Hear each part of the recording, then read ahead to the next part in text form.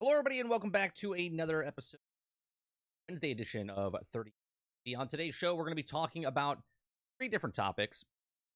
Topics that we're talking about today is exclusive head of Xbox acquisition, Activision, Bobby Kotick discussed Microsoft, Elon Musk, Neuralink, and hinted at Guitar Hero rival in the leaked interview for Bobby Kotick. We're going to talk about the Ubisoft's Call of Duty rival XDefiant is delayed indefinitely, and we're also going to take a look at the new PlayStation 5 console that's coming out this holiday season, which is clarified as the PlayStation 5 Slim. So we'll talk about that. Those are the three main topics that we're talking about. If you like what we do here, please make sure you share, like, subscribe. If you'd like to go above and beyond that, become a member as little as $5. We do these Monday through Thursday, 10 o'clock in the morning. We're a little late today because I had to run some errands. We do it from 10 o'clock in the morning to about noon Eastern time. Most of the time we go over that. We also do gameplay streams in the evenings around 8 p.m. to about 11 to 12 o'clock in the morning. Evening to the a.m. And then we also do a podcast, and we do uploads as well. So lots of content on here. So if you like it and support it, you can do it. Hit that like button. That really does help us out. We're trying to build up those subscribers. Well, you sharing it, you liking it, who pushes it out there, and other people can come in and check out the. All right, how's everyone doing this morning? What's going on, Z? What's going on, Dave Rose, Papa, Behemoth, Chris, 76, Sarge? How's everyone doing? Good morning. Good morning. I had to bring the car to. We had a recall today, so I had to drop off the car, and then I had to do some other things this morning, and then I had to walk home from breakfast. So we're sharing a car right now. So, all right, let's get to it. Starting this week, we started doing breakout videos. Those are doing pretty decent as I'm uploading. We have 3 uploads that we did from earlier shows this week. There'll be more that come out. If you already came and watched the entire live stream, or you went back and watched the live stream, you'll get all the content there. But if people that are not coming to the live streams and just want to watch the breakout videos, those are up there as well as uploads on 30NSG. All right, so the first story I want to talk about, let's talk about Ubisoft's Call of Duty rival, XDefiant. Now, XDefiant was supposed to be this, like, latest greatest thing. Okay, people are hyping it up as the next Call of Duty, and it might as well, it might be, okay? But the message from XDefiant team, now, they tried to get an earlier beta out earlier in the year, and they couldn't because both PlayStation and Xbox denied it from the quality testing or whatever, and then it didn't make it. And then they were trying to push for October, and then here we are, knock, knock, we're on October. So the message from XDefiant team says, thank you to everyone that participated in our recent public test sessions and continues to stand alongside us as we build XDefiant. The PTS once again showed us the appreciation of the fast-paced gunplay, uniquely crafted maps, objective-driven modes, and iconic faction rosters, but it's also surfaced that some inconsistencies in the game experience that we need to address prior to launching our preseason. So we've made this hard decision to delay the preseason XDefiant, and the team will continue to work to address these issues and testing them to make sure that we deliver on our goal and being the best in-class arcade shooter. We will share more information about the preseason and testing as it comes. Now, thanks again for your support, and we're working hard to make something really special. We couldn't do it without you, XDefiant development team. A couple things that stand out for me is that I talk about this all the time. Those of you that come into my channel, we basically talk about how games come out broke, buggy, unfinished. Doesn't matter if it's alpha, beta, preview, gold. It doesn't really matter. Okay. What I take from this is that the public test servers that they're doing, okay, this is early access game. That's what this is, right? It says we've surfaced some inconsistencies in the in-game experience that we need to address prior to launching our preseason. Why are we doing a preseason? Why are we doing a preseason? Why don't you work on your game before preseason? Take that preseason, put it back in the public testing servers, keep doing what you're doing, and don't come out with a preseason. Come out with the actual game. Okay? Come out with the actual game. First impressions are everything, and if this game wants to come out and it really wants to compete and be the best arcade shooter out there, then work on it. Do not release it. Do not officially release it. Now, I know it says preseason, okay, which means it's just before the season, meaning they're going to put it out before they put their first season out, but the preseason is the game releasing. Just test your game, fix your game, figure it out. Do not release it, okay? So it says Ubisoft has delayed XDefiant indefinitely after a series of playtests unearthed issues and development team wants to work and improve before launch. And I respect that. But you got yourself in this situation anyway. You keep hyping the game up. You're like, well, it's coming out in July. Well, it's coming out in August. Coming out in September. Coming out in October. Just work on your game. So in recent public test sections, it says game experiences need to be addressed prior to release of XDefiant's preseason, a statement published on the Twitter. XDefiant is Ubisoft's answer to Call of Duty and taps into the nostalgia for the classic Call of Duty feel. It focuses on fast-paced gunplay, objective-driven modes, and also has features such as classic minimap and lobbies that stay together after a match. Now, XDefiant is in the works at Ubisoft San Francisco, and Mark Rubin, as director and executive producer of Rubin, Rubin was an executive producer on Infinity Ward until 2015, working along a list of Call of Duty games, including the Modern Warfare series. Now, in a statement published to Twitter, Rubin went into more detail on how the feedback to the PTS is improving the game, and apparently movement was feeling off. For some people with the slide feeling nerfed or clunkier, and the developers that slide was being interrupted by frame spikes. Now, he says, I know it's a bummer that moving the date, especially since we seem so close, and that we're so many games is great, and they can't wait to play it, but I'd rather ship a game that is better for everyone. These are strong words, or he could stand out, or he could just join the lemmings, okay? Now, this is the time that the executive producer, Rubin, should make and choose. Mark Rubin, you'll never see my video, but if you do see my video, listen to your gut feeling. Don't chase the money. The money will come. Just make the game, okay? Just make the game. Do not chase the money. The money will come to you if you make a game, okay?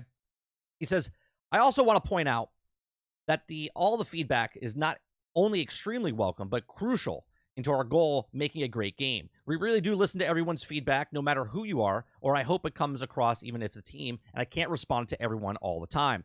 A great example of feedback from the PTS test was around movement feeling off. In particular, the slide felt nerfed or clunkier, and nothing has changed in that part of the game, but because people brought it up to us, we were able to dig deeper and find that the slide was being interrupted by frame spikes. So again, this might not have been something we were ever thought through normal testing. So again, thank you again for great feedback. He says, I know it's a bummer that we're moving the date, especially since it seems so close for many games is great, and I think we can't wait to play it, but I'd rather ship a game that is better for everyone. Our intent for this game is to be something that that players can return to for many years, and to do that, we will also have to build the game with the community. So keep an eye on the future updates and info of the game and launch. Thank you all again. So there you go. I'm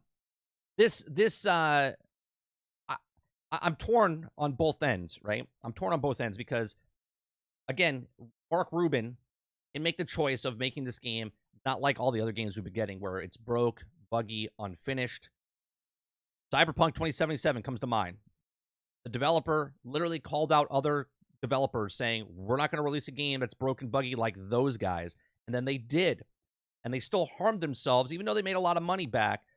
With a game like this, everyone wants to come out and be the Destiny killer. Everyone wants to come out and be the Call of Duty killer. I don't know if XDefiant's going to do that. But I can guarantee you're not going to do that if you come out and it's just yet another game that's like those other games that don't fix their stuff. It comes out broke, buggy, connection issues, server issues, gunplay feels off. Work on your game, fix your game, test it. It's like when you're building something. We're not going to do a food analogy today. We're going to do a building analogy today, right? You measure and you measure again and you cut once. You don't want to screw it up because once you cut that wood, okay, you're stuck with that piece of shit wood that you can't use because you didn't measure correctly. And if they really want this to be a Call of Duty competitor, I won't say a killer, and make sure you get this game flushed out, working well, and then release it. Because if it is that game that's going to be that Call of Duty callback where everyone loved that old school arcade and Call of Duty's kind of lost their way in it. They've just evolved into a different thing. Then do that. Don't release it early. These are just my thoughts. Let me know yours in the comments section down below. If you're here in the live chat, I want to hear what you guys have to say about XDefiant. Did you play it? I haven't played it. I watched some footage of it. It does look like Call of Duty of old. But again, let me know what you guys think. Do you guys think they should keep it indefinitely shelved until they fix these things? Or are you okay being a tester for it? Me personally, I don't care either way because I'm not going to be playing the game. But as a gamer, I really want them to work on that game so it comes out as a game that's complete and not a game that's just with the rest of the garbage that comes out and then fixed 18 months to 24 months later. Thanks for watching. Hit that like button, and I'll see you guys on the next one. All right, what's going on, guys?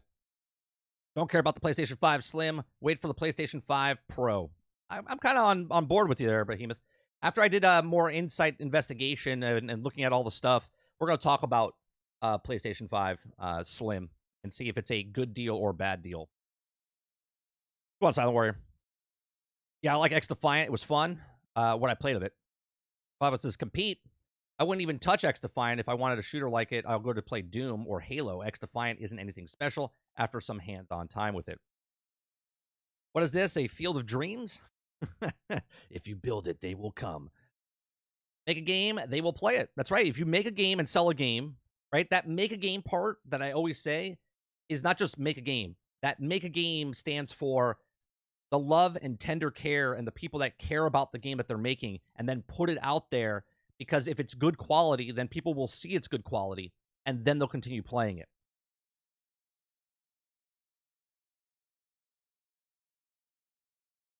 Come on, Jesse. I just like how they said they want to be the best in class. Yeah, XDefiant closed beta was good. What I heard about it. Never said kill nothing. Just working to do the best in class. Correct, right? It's just they want the game to. When I said Mo, Call of Duty killer is that's what the community talks about. Oh, this game's gonna kill Call of Duty. Settle down, okay? That's like me making a search engine on the computer and going, Google's dead. That's not happening. You can compete, but you're not going to kill off anything. Isn't XDefiant free to play or full price? I don't care if it's free to play or full price, Rose. All I want is a game to come out that's working when it comes out, right? If it's free to play, does that make it better? I know you're asking a question. Is XDefiant free? But what I'm saying to your question is, if it's free to play, does that mean it should come out broken, buggy? If anything, I think free to play should come out better form than paid, right? Because they have to have people play their game. Because if it's broke or buggy, they're like, it's okay. I'll keep it and make it good. I've played multiple this playtest and enjoyed the game. I really is a callback. Do it right. That's what I'm saying. I have no issue with the game. Like, I didn't play it, so I have no bearings if it's good or bad. I just, as a gamer, want the game to come out that's working and finish. And I don't want to look. I don't want to make stories about this, right? If they release it and it becomes broken, buggy, I guarantee you I'm going to have a conversation about it. But if it comes out and it's working fine, we'll have a little speed bubble like XDefiant came out. It's awesome. All right, next topic. Right? That's the case. People not talking about it, criticizing, is a good thing. Eclipse says, take your time. All the Call of Duties will always be the same. It's right. Make it, whatever you're making, make it the greatest thing that you can do. Rose says, I think the PlayStation Slim is beautiful and a great idea, newcomers to the platform. If you already have a PlayStation 5, quit bitching about it because it's not for you. Well, we'll have a conversation about that, Rose. I'll tell you what I think about it, because it's not a better deal. It's not a better deal, but we'll talk about that when we come across it. The community always says dumb stuff. I know, Mo. Unless you want a bit of a bigger hard drive, smaller system. Yeah, we'll like I said, we'll talk about it. How's it going, Finn? Ubisoft needs a win. You need to slow down and do it right. Real quick, I got to make a mark because I forgot to do the opening of that video, so I got to splice it in.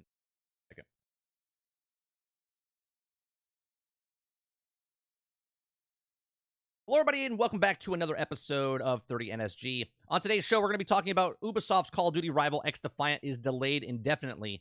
We're about to break down the article here. If you like this, please make sure you share, like, and subscribe. Let's get to it.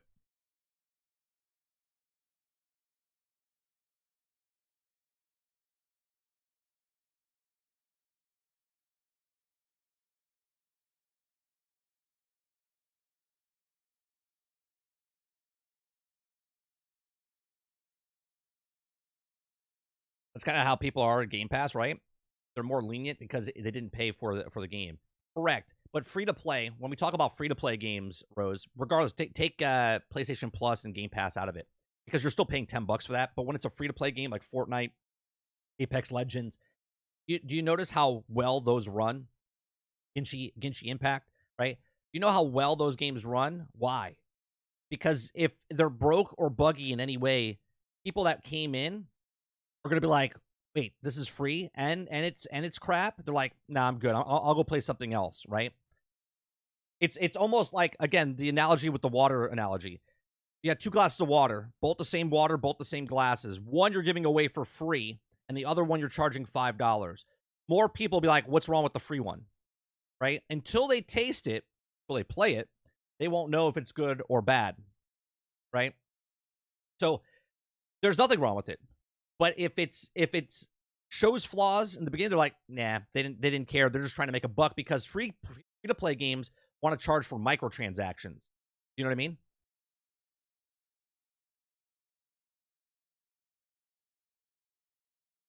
Robert Jones says XDefiant is good blend of COD and Destiny, unlike the Black Ops 3 or 4. Dave Rose says, I think Ubisoft gets their win with the Star Wars Outlaws. I think you're right there.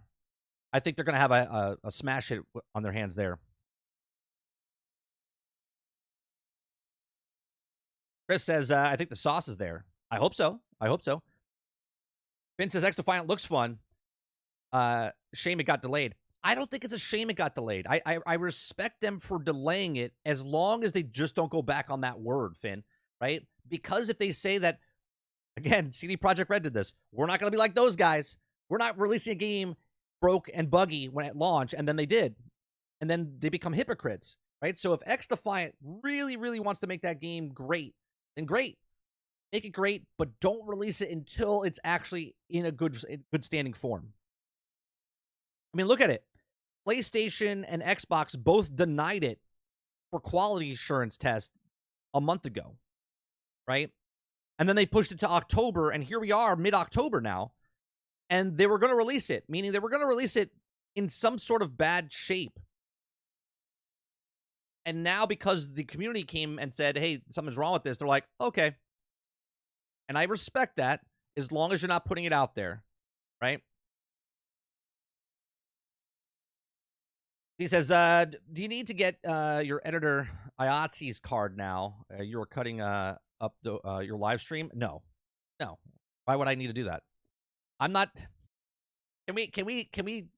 People that are live streamers are not part of SAG and AFTRA, and people that edit are not part of editing unions. Okay, believe me, if I was part of a union, I want to get my fucking salary then. Big Mo says, I have a question. Why do people think Game Pass games are free? And why do they say that they want to support the devs rather than be a sub? Because being a sub supports the devs a lot more. Well, Mo, now we know that the developers get paid before they even put the game on Game Pass, right? So they've already been supported. And now the people that are paying for the subs are also supporting Microsoft, who Microsoft is then supporting the devs by paying upfront for whatever they're asking for that game to put on Game Pass. Harvard says, Ahsoka called, said Star Wars is dead. Harvard, did you watch that trailer that I put up yesterday in our Discord? Someone cut a Ahsoka trailer done in an 80s like Buck Rogers cheesy like trailer. It's phenomenal. You got to watch it. Papa says 30 people can say it's good. PlayStation and Xbox don't say no to software all the time. That's right. They should say something about the game. I was noticing a lot of issues with the game, and it's going to release. Buggy. Right. And this is why I'm saying They stopped it from coming out, and now they're saying it's indefinite, meaning there was a lot of problems. If it's just one problem about the slide and the spike in frames, then why are they making it indefinite? Right? There's bigger tones underneath there. They're making it indefinite because they're like, oh shit. And I can look at that in two different ways. They're delaying it because there's a lot more problems than what they're saying in that little blog, okay, or that little post. And then second, that they know that if we release a game in a buggy state, and again, I'm giving credit to Ruben, okay, that he thinks if he releases it in a bad state, they're not going to get a second chance at this. Jesse Max says, if you don't play or never heard of XDefiant, is Ubisoft put all of their factions in universe of every character from Rainbow Six, Ghost Recon, and Division, and Splinter Cell. Well, Jesse, they literally changed the game halfway through development. It was supposed to be something else, and I forget. I would have to do more research. It was a completely different game mode, and then they turned it into this, right?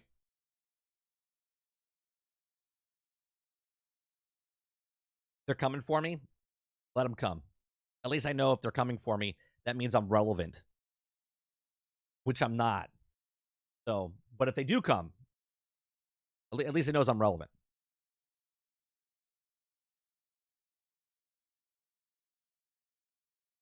Buddha Papa says there's a lot more problems than what they say. I had 15 pages of stuff for them last time I played. Times New Roman 12 point single space pages. Yeah, I think, look, and again, it's none of my business as a consumer. Like, it becomes my business when if I'm interested in your game and the game comes out and it's broken, buggy, and you try to get money from me. If that's upfront, if that's from microtransactions, is that from a founder's pack? Is that from a pre-install, like 5 days early before it becomes free to play or whatever, and you want to support the devs? Anytime there's a monetary value attached to the game, which always is, regardless if it's free to play or if it's full price, you coming out and telling me that there's problems or not problems, like, just get your shit together. I don't care if there's problems or not. All I care about is if you release a product, you're telling me that you feel like this product is worth the money that people are paying, or they're going to invest their time in to then spend microtransactions. If it comes out and it's broke, buggy, unfinished, something's happening, we'll fix it later, day one patch, month one patch, 6-month patch, 1 year patch, then just hold it. Hold it until it's actually fixed and good.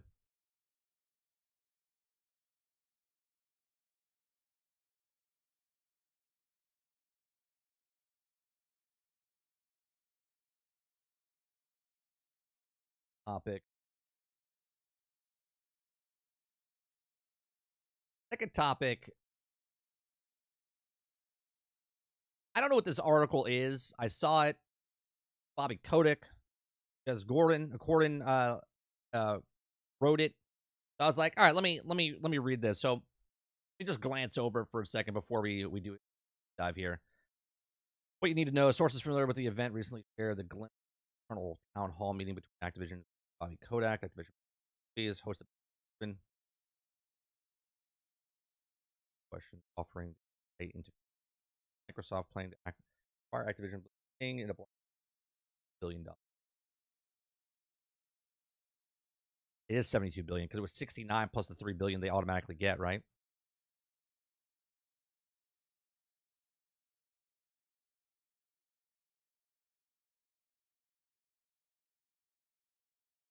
They have questions and answers. Yeah, we can read this. Excuse me.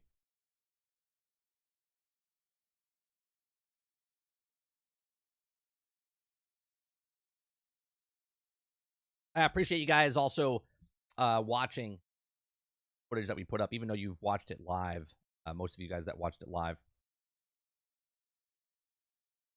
And just going back to those videos, that if you watch this live stream, go back to the uploads that I do and just turn it on, hit a like, helps out greatly.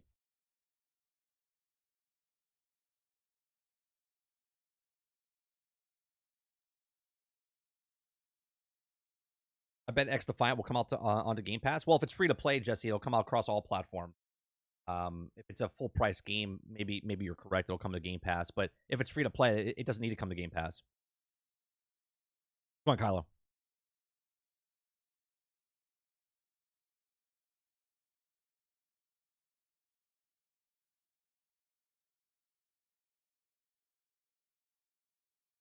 There's a foundation that's good. The Pirates game is a waste of time and money. Well, it was a waste of time and money, but because they have government money, because they got a grant from the actual country of, I think, Singapore. I think it was Singapore. They have to make Skull and Bones. They have to.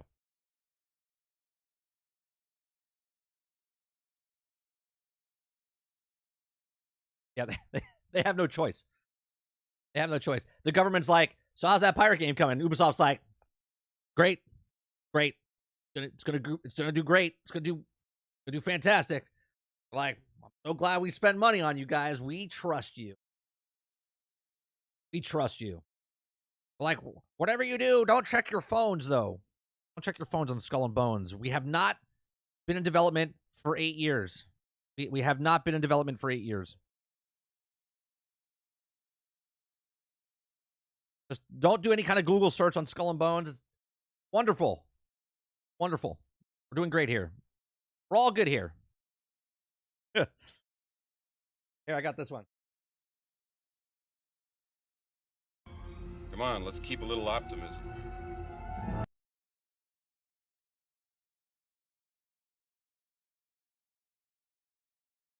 Yeah. Everyone loves our game. They really gotta oversell it. Don't look it up on YouTube. Yeah, just don't do a search for Skull and Bones. You'll be fine. Yep. Game is great.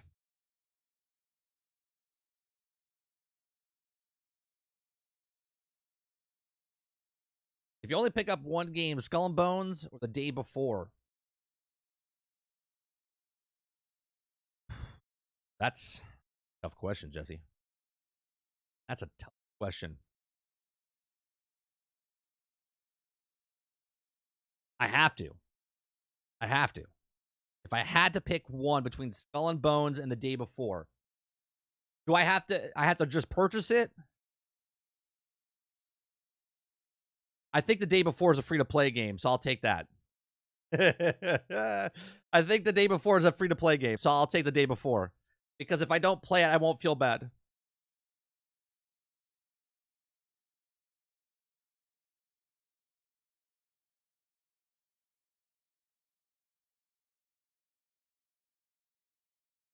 The day before isn't a game, but Skull and Bones is 7 games in 1. And none of them are complete. Skull and Bones. Rose says Skull and Bones, at least I'm sure it's real. Well, I mean, you can move a character and stuff there. Sure, I'm sure, you know. But if I had to spend money, oof, I don't want to spend money on either of those games.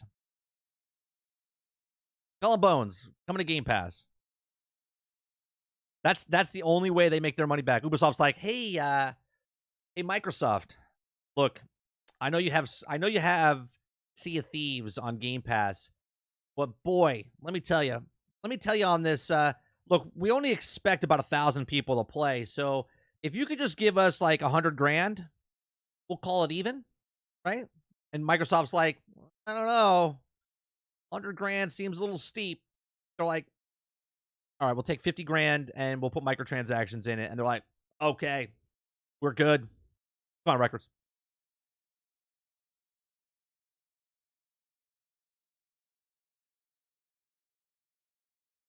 If Skull and Bones is 7 games in 1, and you only paid $10 per game, that's how you know Ubisoft is rationalizing it. Isn't I think Skull and Bones, there was rumors that it was only going to be a $40 game on top of that. What's going on, boss? I think it was supposed to be a $40 game. They might have changed that now. Because now you have to, you know, grind a little bit more so that there's more data there. So they might give it a $70. Well, we already covered records. We just covered the XDefiant being indefinitely delayed. That was the first topic. We haven't done the second topic yet. The second topic is Bobby Kotick had an interview, and he went over a bunch of different stuff. So he talked about Activision and Microsoft and Neuralink and a whole bunch of stuff. So we're going to look at that article, kind of talk about it a little bit. And then the third topic is we're going to talk about the PlayStation 5 new model that they came out with. And is it a good purchase or bad purchase for people that don't have a PlayStation, right?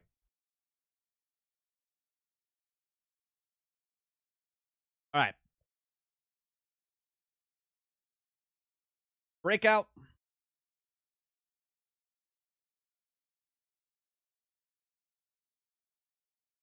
Hello, everybody, and welcome back to another episode. On today's episode, we're going to be talking about Activision. Bobby Kotick discussed Microsoft, Elon Musk, Neuralink, and they hinted at a Guitar Hero reveal in his leak interview. So if you like what we do here, please make sure you share, like, subscribe. We do these live streams in the morning, 10 o'clock in the morning to about noon Eastern. And if you're watching this after the fact, I do appreciate you. Make sure you hit that like button down below. You can also leave a comment down below what your thoughts are on this article as well. So, all right, let's get to it. So we're gonna scroll down here to the future gaming trends of Activision Blizzard culture. Okay, and it says Activision gaming community is amongst the most passionate in the industry, with huge dedicated audiences across the titles like Call of Duty and World of Warcraft.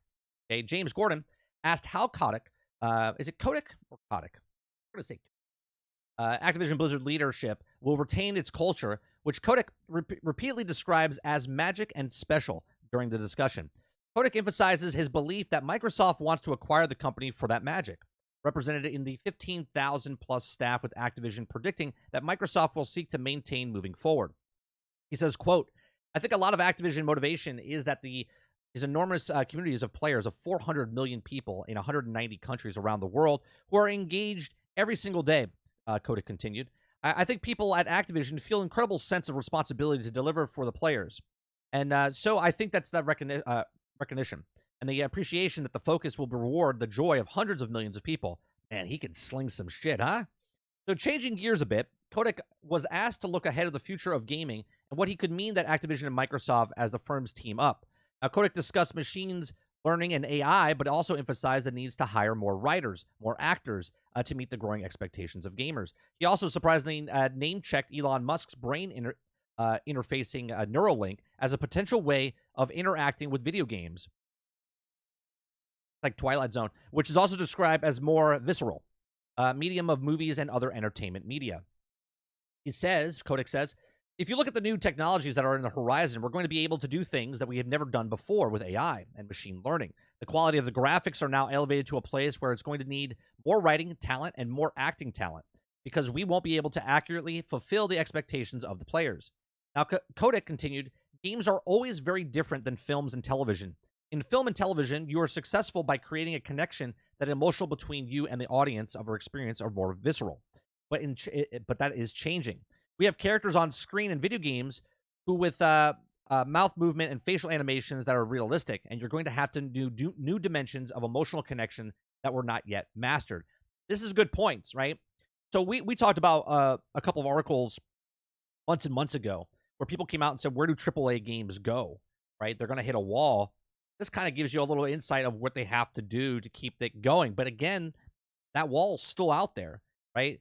Even if you do this more engaging with the AI, facial recognition, visceral, with the Neuralink chip or whatever, there's going to be a point where that becomes the norm, and then you're going to want to go above and beyond that. So, like, what is that going to be? So it's very interesting to see where gaming will go in the future. Now, the next section is future tech, machine learning, and Guitar Hero. Okay.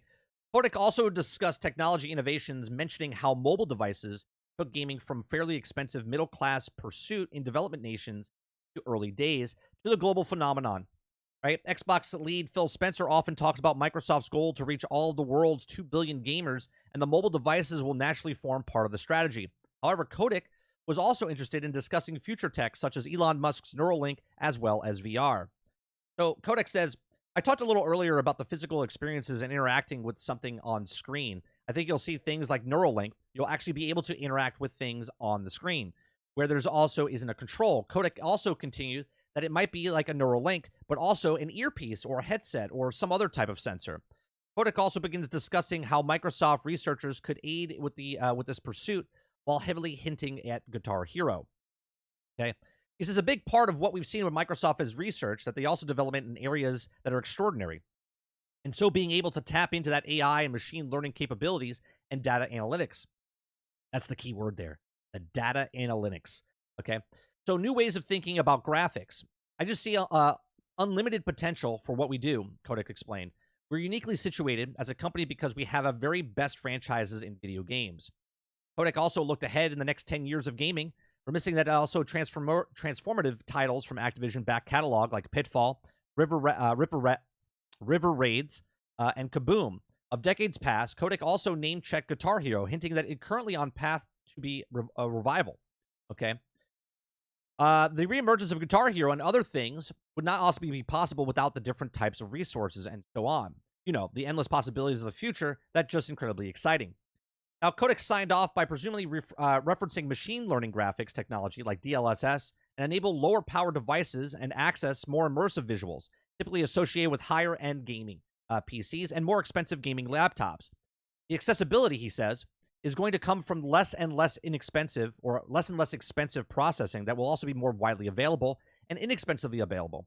It's going to create more and more opportunities for amazingly talented people that we have here. And this is what's happening with Epic Games and other right? Where I said this example a couple days ago with video editing.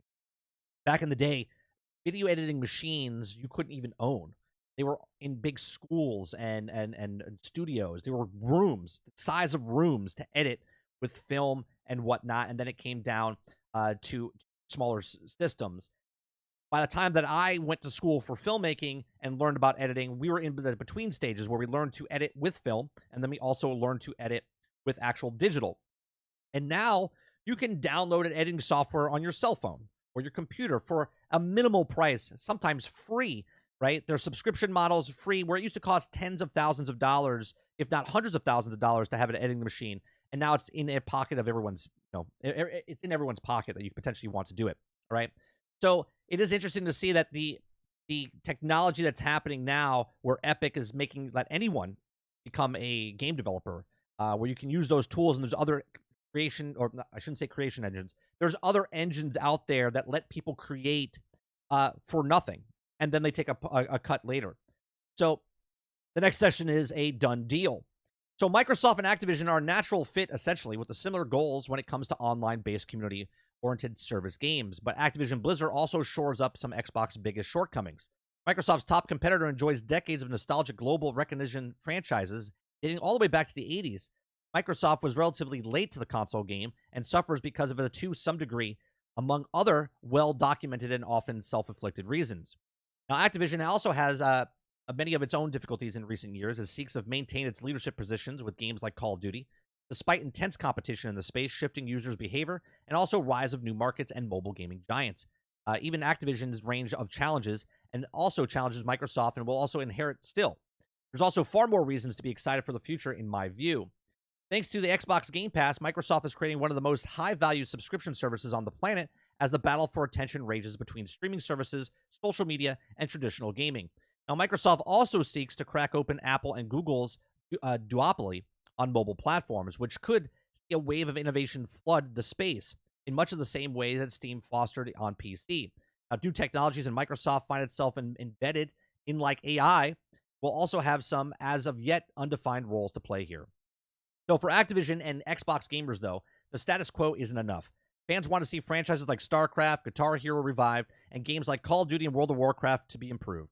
While others are demanding the more steady cadence of high-quality content from Xbox itself, expectations are high, and the competition for time and money has never been fiercer. The opportunities are real, but the challenges on the horizon are also very too real. So there you go.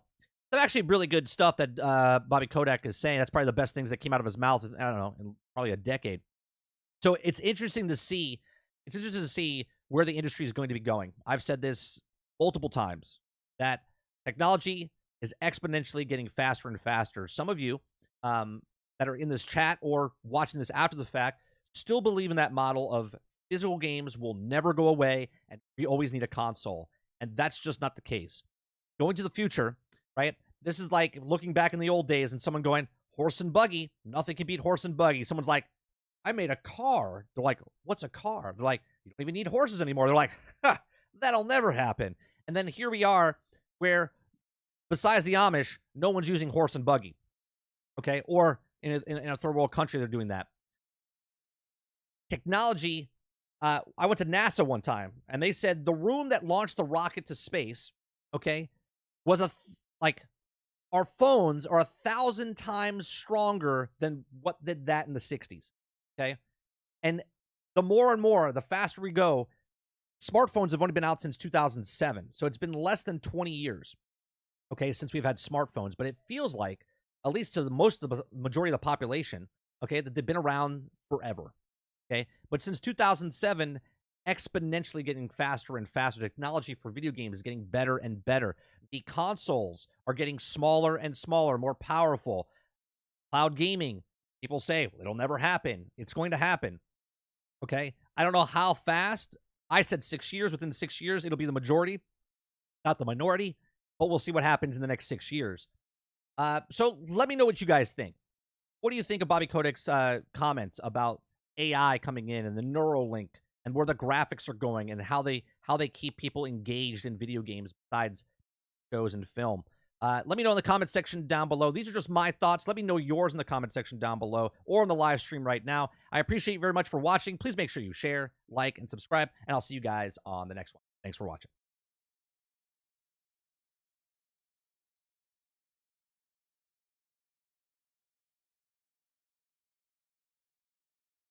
It's pronounced fuck it. Okay, got it.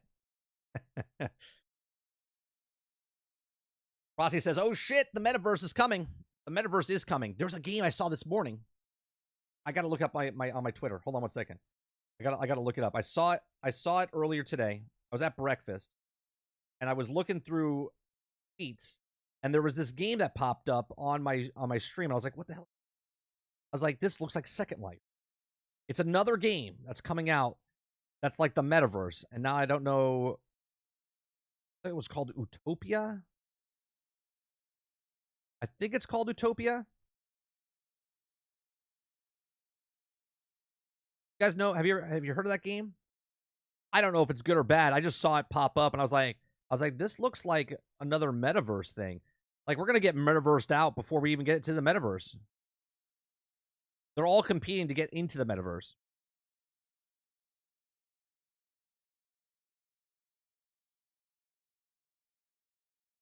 What's going on, Call Me? Welcome. Let me see if I don't know if it's called Utopia. I think, you know what? I think it's called Utopia. If that pops up. I think it's Utopia. Utopia.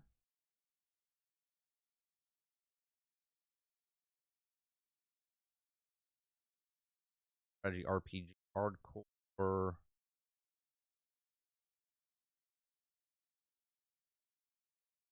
Oh, that's not it either. I'm gonna have to try to find it. Maybe it's called Utopia, not Utopia. Just scroll back a little bit. We'll bullshit a little bit as I'm scrolling.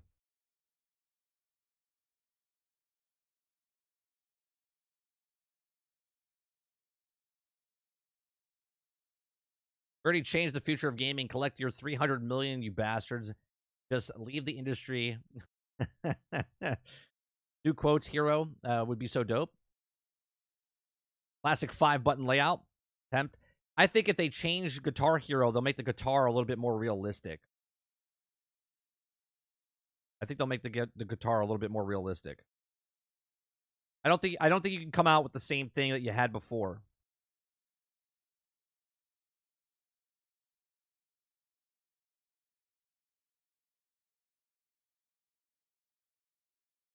Record says graphical design will definitely hit, but there's much to improve upon when it comes for game. Here's the thing.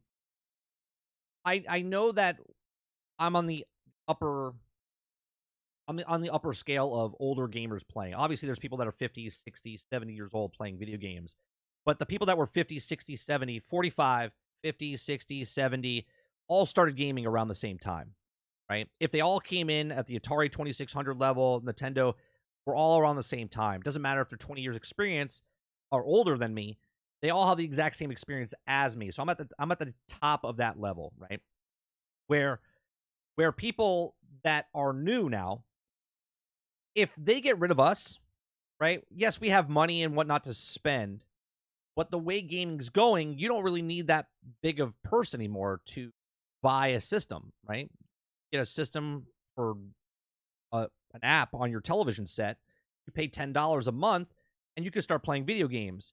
You don't have to buy something that's $400, $500. You don't have to pay for $70 per game. You could just play a game that's directly on your television set or your mobile phone or whatever for $10 a month.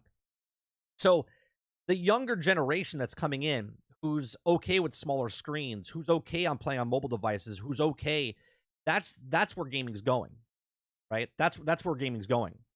So us old timers are like, get off my grass, give me my physical editions, or 60 frames per second, or cloud gaming is not going to be very good. The majority of the population that's going to get older, not going to care about that stuff. They're not going to care. Dave Rose says, now if they put that on a new Guitar Hero, it's only on Xbox, that would get me to buy a Series X. I love that franchise. Really, Rose? That would get you to buy an X? The problem is that you wouldn't need an X, though. It would be on X. It would be on Game Pass. You know, it's time to trim the mustache when it's tickling my nose. Jesus Christ. From the time the automobiles were first created, the average consumer could buy one. It was about 30 years. Sure, but are you comparing what people could buy, what people buy now? I mean, most people don't even own the cars they have now, right? They don't own the houses, they don't own their cars, they don't own their systems. We forget that you could pay monthly payments for an Xbox. Remember that when they first announced it, paying like $15 a month, plus another $10 a month for Game Pass. You're paying $25 a month to have for your console, and then you can do a trade-in program.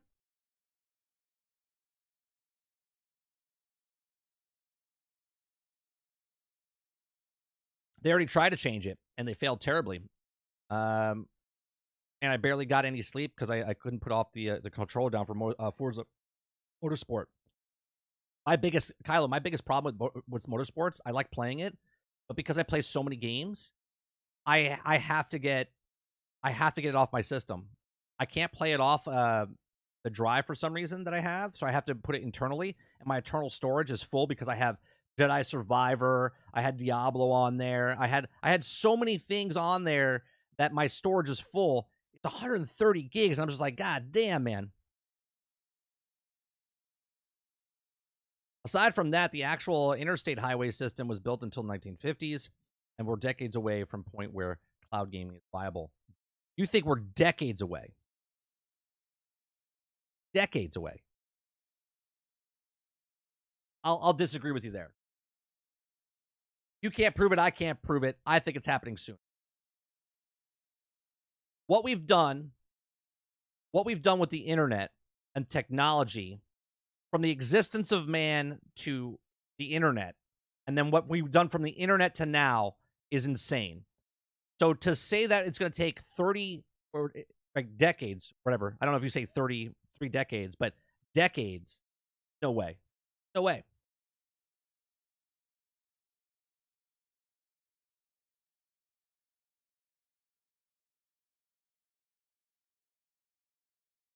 Record says, my dad used to play on Microsoft Flight Sim in 1995. I showed him Microsoft Flight Sim in 2022, and he blew his mind. Could not get him to put the controller down. It's insane. Because Flight Sim back in the day was just a bunch of pixels, and it felt so good to fly a plane. Now you look at it, and you're like, oh, I feel like you're in an actual plane. I remember when online was free back in the day. Nowadays, online's not free anymore. Well, back in the day, online wasn't free to the masses. They had to get AOL. AOL was the person that was charging for it.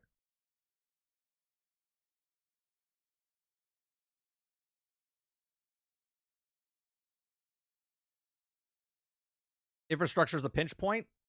You'd be surprised when how fast things get moved and approved when money's being left on the table.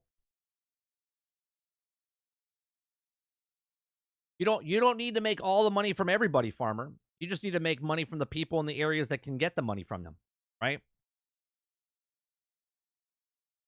Like there's countries around the world that don't even have electricity, okay, in certain countries, and yet we have electricity. So to say, well, it's never going to happen. Well, technology is going to move regardless, with or without us. Okay, it's going to move forward, and if you happen to be in the area that does it, right? Because we said years ago that you're not going to have fast enough internet to do certain things. Now we're streaming 4K movies from the internet. Okay, we're literally watching movies on an airplane with Wi-Fi as you're moving. Okay, so to say that it's going to take decades, I 100% disagree.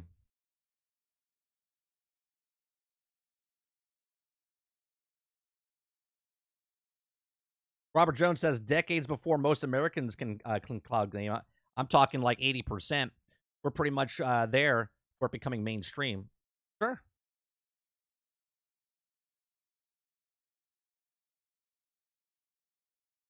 I think the next gen consoles will be the last physical machines that you'll be able to buy. No, I think consoles will be there just like record players are there.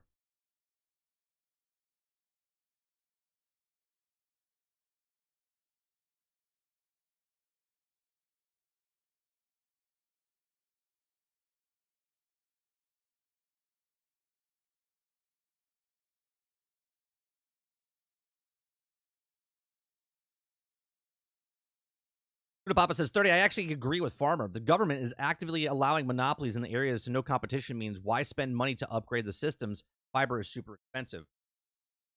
Because they can't make all the money yet, right? They can't make all the money yet.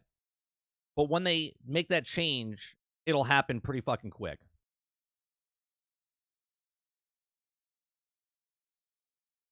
Here's the thing.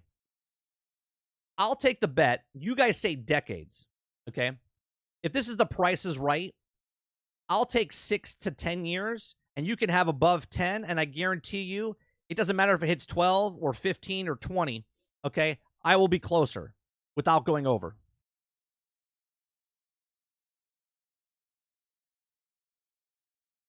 Because you guys are thinking that the majority needs to have cloud gaming. That's not the way it works. The majority doesn't need to have cloud gaming. The people that get the cloud gaming, right?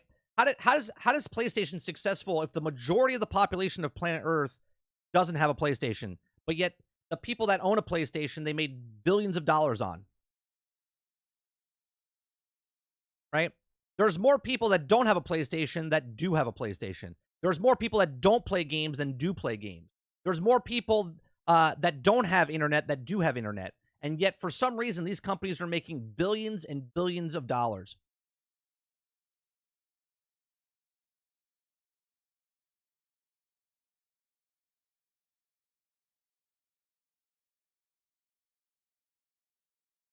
Hell, you could take the example of just video games on microtransactions. 20% makes 80%.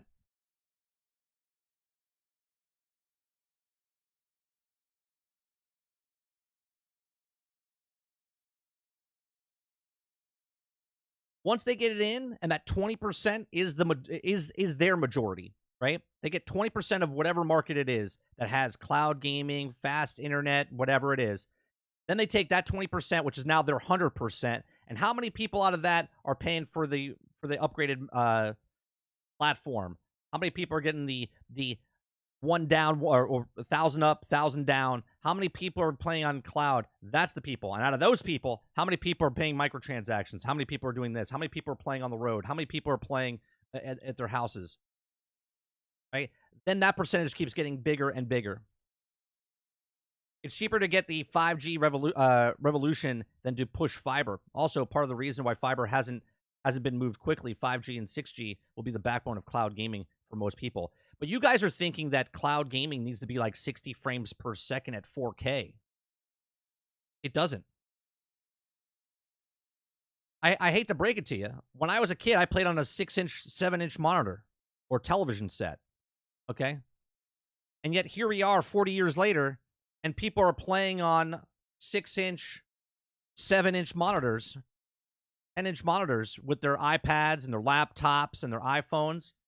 History repeats itself. It just got slimmer. The technology just got smaller, but people are doing the exact same thing.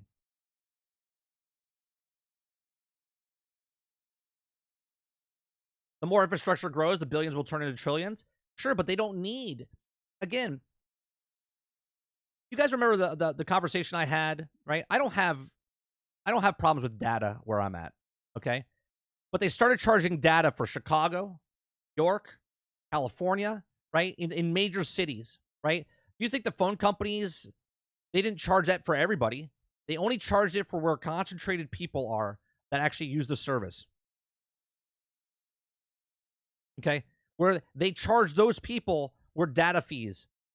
And they make more money off the people in New York and California and Chicago than they do of the whole state of Idaho.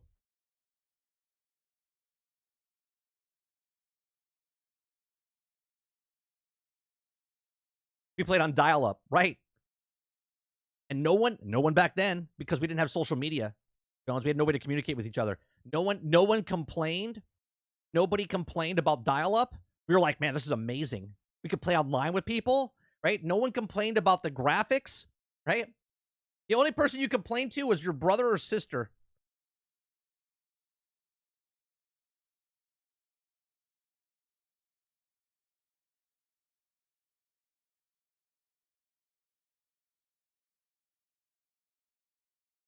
I'm not saying that it's just the basic stability and latency of old copper and terrible for cloud. Fiber is better, but when I can grab a signal anywhere on the phone with low latency, that's how you get people.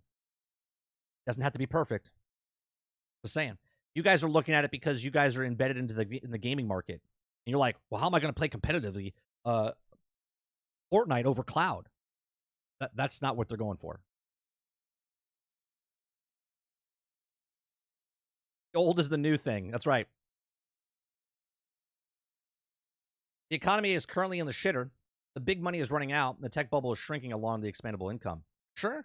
Look, I've said in the past, Farmer, that the gaming industry is going to have another crash. But it's going to be in a different form than it was before. I don't know when that's going to happen. I have no prediction on when it's going to happen, but it's going to happen.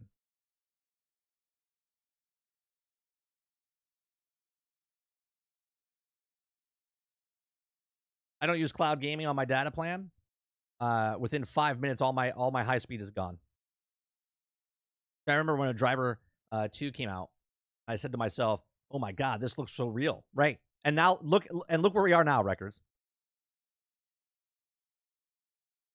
Old is new. That's great news for me. Well, no, Tyler, that doesn't work for us. When we get old, we're just old. It's not like your knees are going to get any better. You got to work hard to keep your knees and back and stuff in prime form.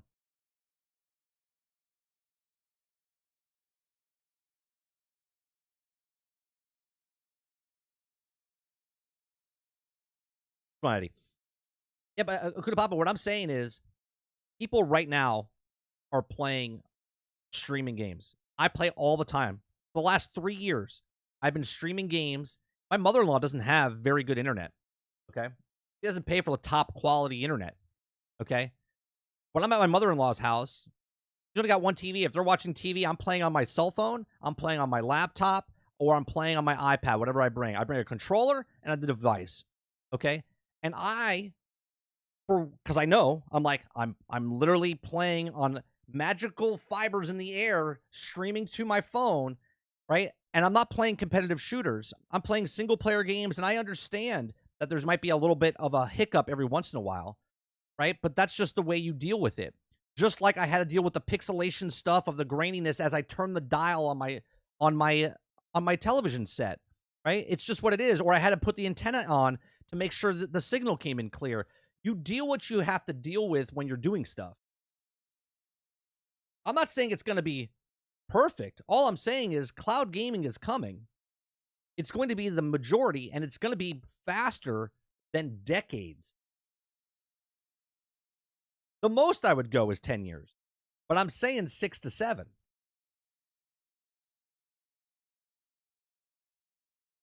And I'll tell you what, if I still have a channel 6 years from now, okay, then I'll say I'm wrong.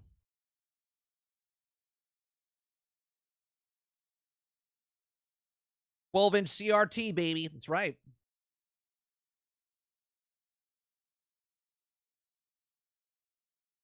I got 1,000 hours into DayZ, one of my favorite games, and I streams from a server. I'm saying, Records, people don't understand what certain games are what they're doing right now with technology. But most people don't know.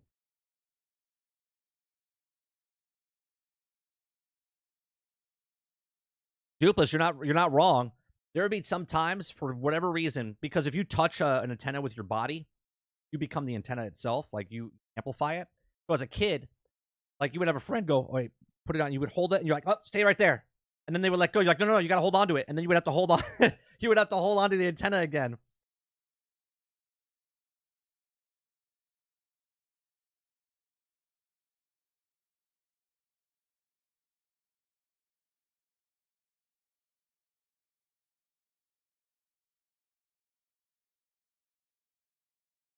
I'm saying it will be the majority, Jones.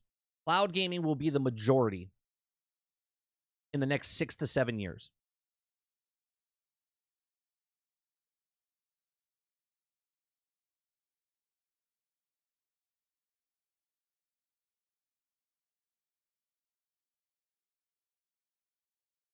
You're seeing it now. They're already making the consoles all digital, right? We have the rumors of the next Xbox is going to be cloud-based / digital.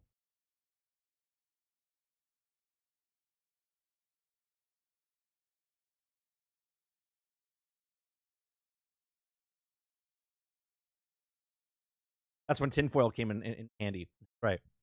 No shot. Okay.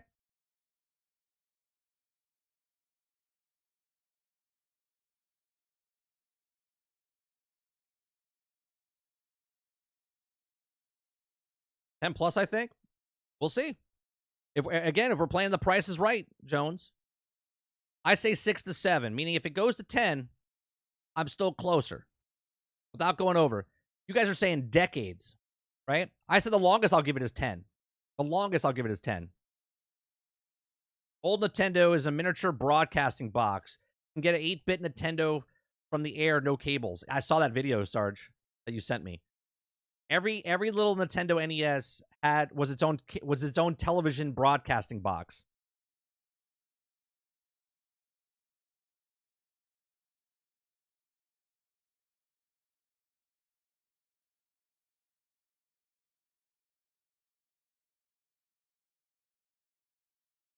You watch how fast it changes when the companies don't have to make hardware, okay? And they can just sell digital stuff. Watch how fast it comes across. You'll be like, wait a minute.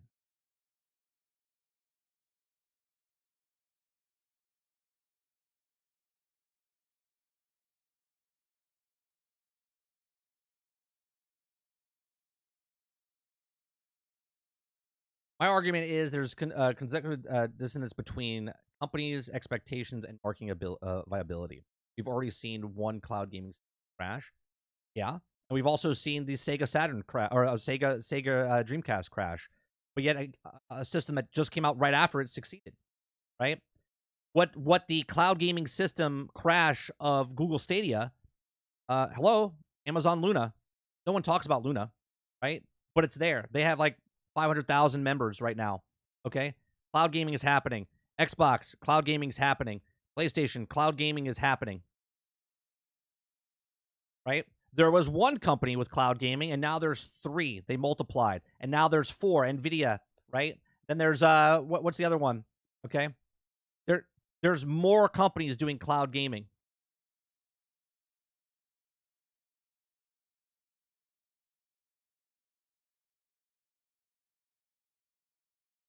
Well, arguably Stadia was trash even for 1 gigabyte connection.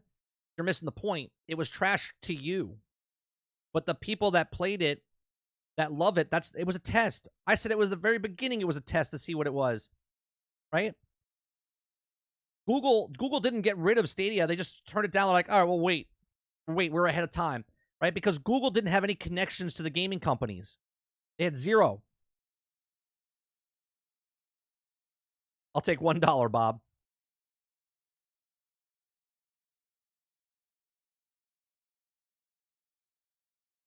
Right? Now when you look at people like Apple or that all of a sudden now the cell phones are all consoles. Every single cell phone's a console, and every single cell phone can stream games. You can either download it or you can stream it from a device.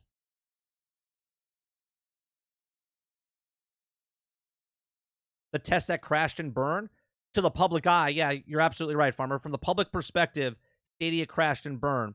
But for Google, the data that they got from that and the market research they got from that was perfect for them.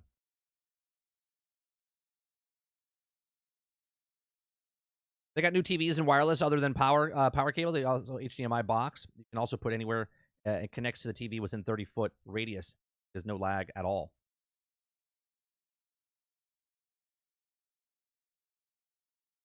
NVIDIA has been around the longest now with cloud. It's coming fast, but not through copper or fiber. What I'm saying is that the mobile network that's going to prop up the cloud gaming sector.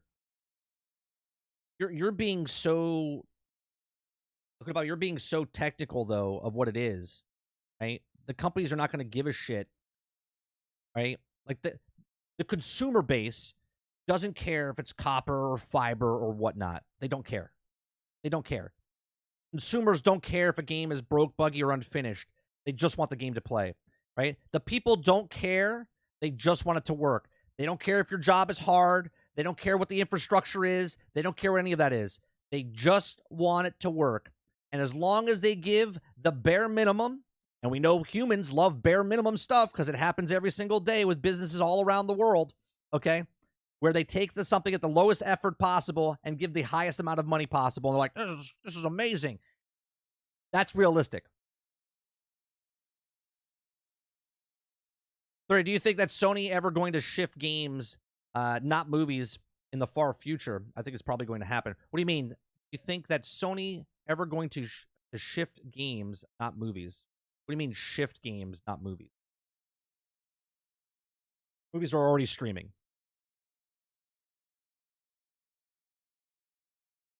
How do you guys look at music where it streams now and movies that stream now and don't think that gaming is going to?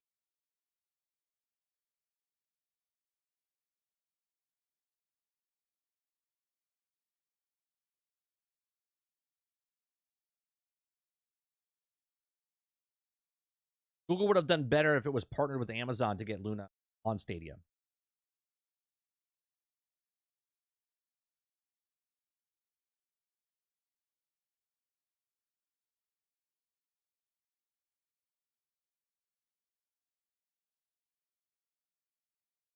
All right, what's the second topic? Third topic we got.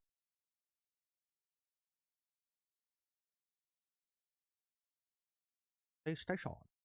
PlayStation.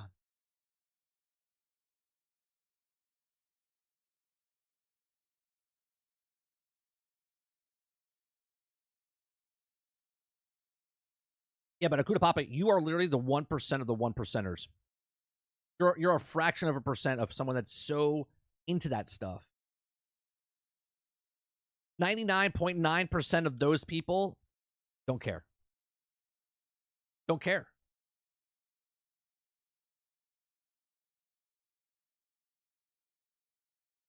This is how the basic mentality works. Ready? I watched the movie and it was at 720p. Someone looks at it and goes, "That's amazing. That looks great." Right? Other people go, "Oh, 1080p? Well, that's amazing. That looks great." Right? If I pay for a movie and the movie comes across and it comes onto my television set and I didn't have to leave my house and I didn't have to do anything, they're like, this is amazing. I'm so glad. I assume the game that I get free with Prime, many are cloud gaming. Yeah. Yeah.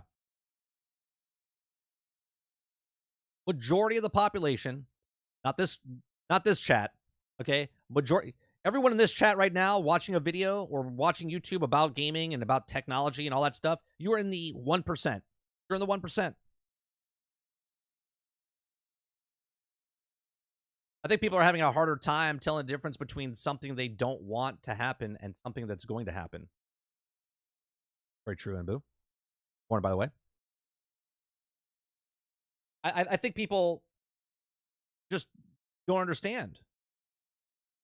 We have self-driving cars now. It took decades to get there. But now that we're there, now it's going to become better and better. I don't want to do it. I don't want to do it. But you know what? My car does it. It has the lane assist thing when you're on the road. And if you come close to a line, it centers you back in or whatever, right? It goes around the turn at like 90 miles an hour. Right? It's not autonomous. Right? But now that it's here, it's going to exponentially get better.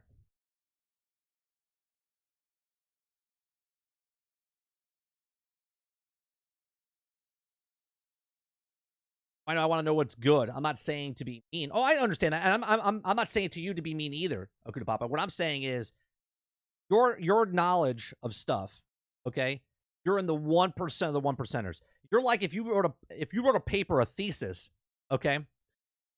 You work for a university and you're a well-renowned, scientist. You write that, nobody cares except the community of scientists that look at you and go, oh, wow, this is a really good piece of paper. This is a good thesis and whatnot. They have a $30 stand. We're going to be talking about that in a second, Records. Don't want it to happen. I'll gladly pay for internet capable of cloud gaming. You're not going to have a choice, though. That's the difference, Farmer. You're not going to have a choice. You're going to be given a service. Just a couple years ago, okay? They upgraded my internet automatically. I got better internet, okay, for the same price. They're just like, we got rid of that old program. This is what the new one is, and this is the basic, right? I didn't have a choice. I can't be like, well, I don't want to pay for that. That's the basic now. The basic is better than what it was before. Then they raise the price and they give you better stuff. Right? Like cars and stuff that you get now. There's cars that you can't get roll down windows in certain models. Right? You have to get the manual or the automatic windows. You have to get the heated seat. You have to get the heated steering wheel. You have to get this. It's basic. It's basic inside the car now. Like, oh, we don't make that.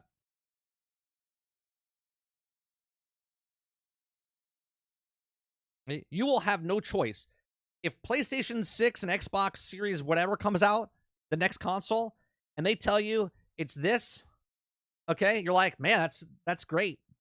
You have no choice. You either buy it or you don't. That's it. You have no idea. I enjoy those documents.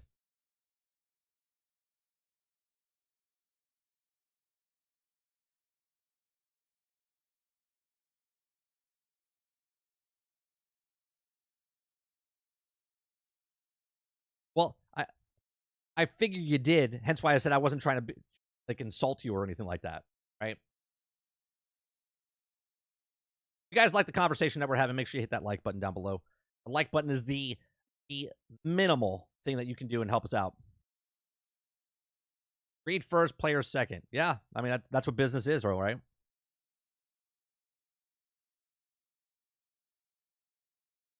There was someone that came in, and maybe the person's here listening and watching, or maybe you'll watch it after the fact.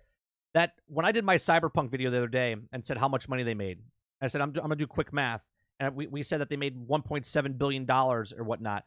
Someone said that don't do my taxes because you're leaving a bunch of stuff out. They don't make that much money. Like he's fighting for the company that's making billions of dollars, and instead of making 1.7 billion, they made like 1.4 billion. Okay. And he's like, well, they didn't make that much money. And I'm like, you understand that the game made $150 million to make the game. Then they put an additional $120 million on top of that. So it cost $275 million over 3 years. Or I'm sorry, over 9 years. Okay. And they made $1.4 billion back. But I'm supposed to feel sorry for someone when they come out with a game that's broken, buggy, and make all the money up front.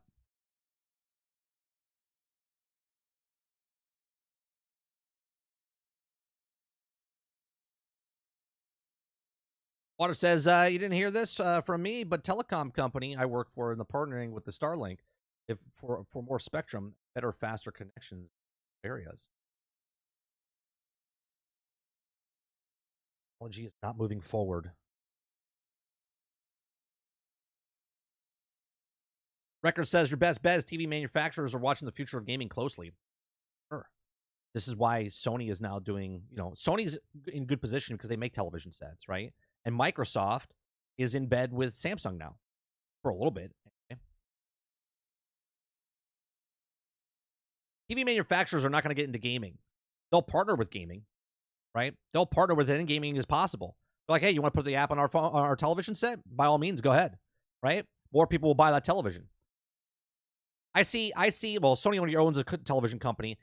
I can see Microsoft buying a television company before I see them a television company buying a gaming company.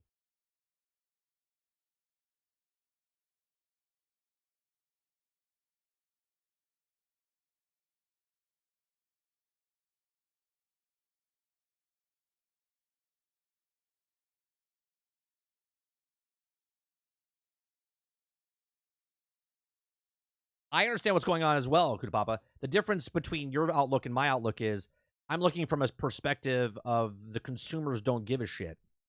And you're looking at a perspective of someone that knows what's going on and saying, well, the infrastructure is not going to be there. And what I'm saying is the consumers don't care if they're getting the top quality or not. They see new technology. The 20% are going to dive in and become a part of that. Perfect example. The new Quest 3's out. How many of you guys got the Quest 3? Right? Those of you that got the Quest 3 want to be the forefront of technology. Right? You want the next latest greatest thing, which is not a bad thing. I'm just saying that's the people that make the industry move forward. How many people, right? How many people buy, okay, a Tesla, okay, just to be part of Tesla? Now the data that's there for Tesla is more information for Tesla, so they become better, faster. Because if one person owns a Tesla and he drives around a city, okay, and now 1,000 people own a Tesla and they drive around a city, how fast do you think that data is getting input into Tesla? This is why they're not a car company. This is why they're a data company.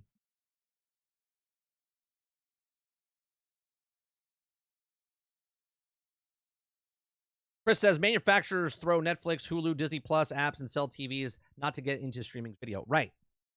They'll take anything. They'll be like, what, you got a thing? Put it on TV. I have a Samsung LED. I tried Game Pass on it. Blew my mind how well it works. My Xbox controller connected right up with the damn TV. Yes, Stealth was saying it's phenomenal. He sold his console. Right? Stealth Gaming sold his console. Okay, and now he just plays off of his television set. He says it's phenomenal.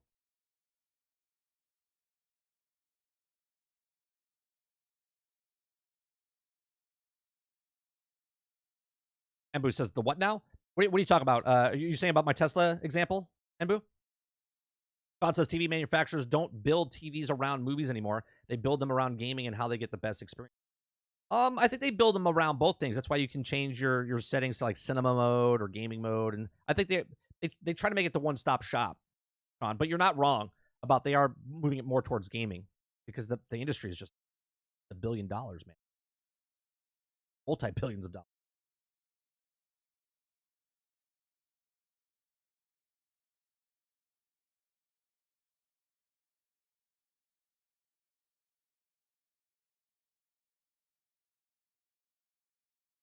Why my microphone is cutting out.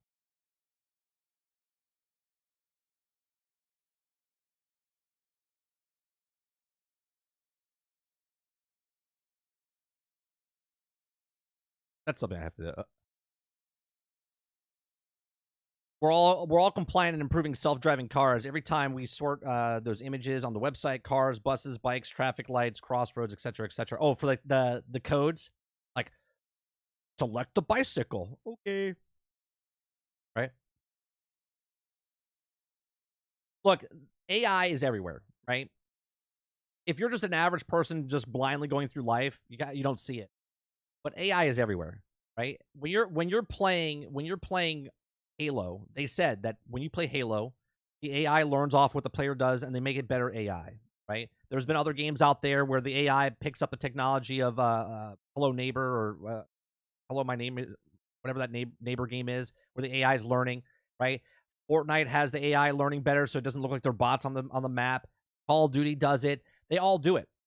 Most people don't even realize it. They get in a game, they play a game, they don't even realize there's a bot there. They're like, oh, this is a dumb player that I'm playing with. But really, it's a bot. It's actually not a dumb player. It's a smart computer that's better than a dumb player.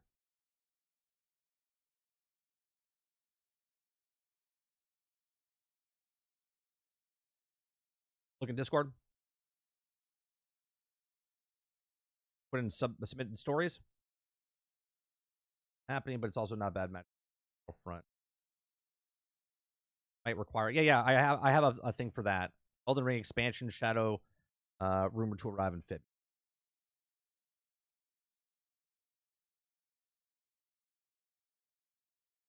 All right. Let's move on from this. Right. Wrecker says Game Pass on Tesla cars. Stream your favorite games while you're driving a car and you're on your destination. Have you seen, Wreckers, that you can actually play like a driving simulator game? You can play games inside your Tesla, and you can use the steering wheel as the act. Like, you have to be in park. You can't drive, but you have to be parked, and you can use the pedals and the steering wheel as like if you bought a steering wheel and pedal system for your video game. Have you seen that?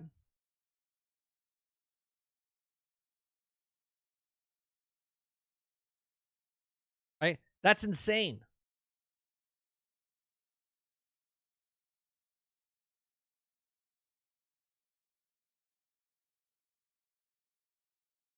The worst part about it is you got to play on the screen in the center, so you got to look like this, right?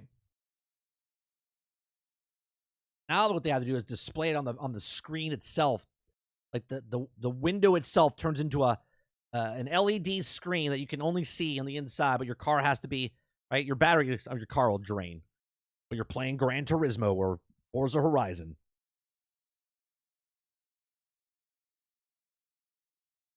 All right, let's move on now to the PlayStation 5 talk. PlayStation 5 talk.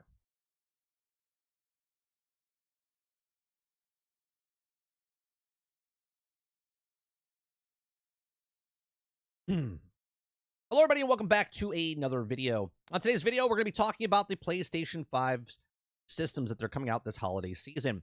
The new look for PlayStation 5 console this holiday season. If you like what we do here, please make sure you share, like, subscribe. If you'd like to go above and beyond that, become a member as little as $5. We do these shows in the mornings, Monday through Thursday, from 10 o'clock in the morning to about noon Eastern. You can come talk to us live with the live chat, or you can watch this after the fact. Either way, I do appreciate you watching the content.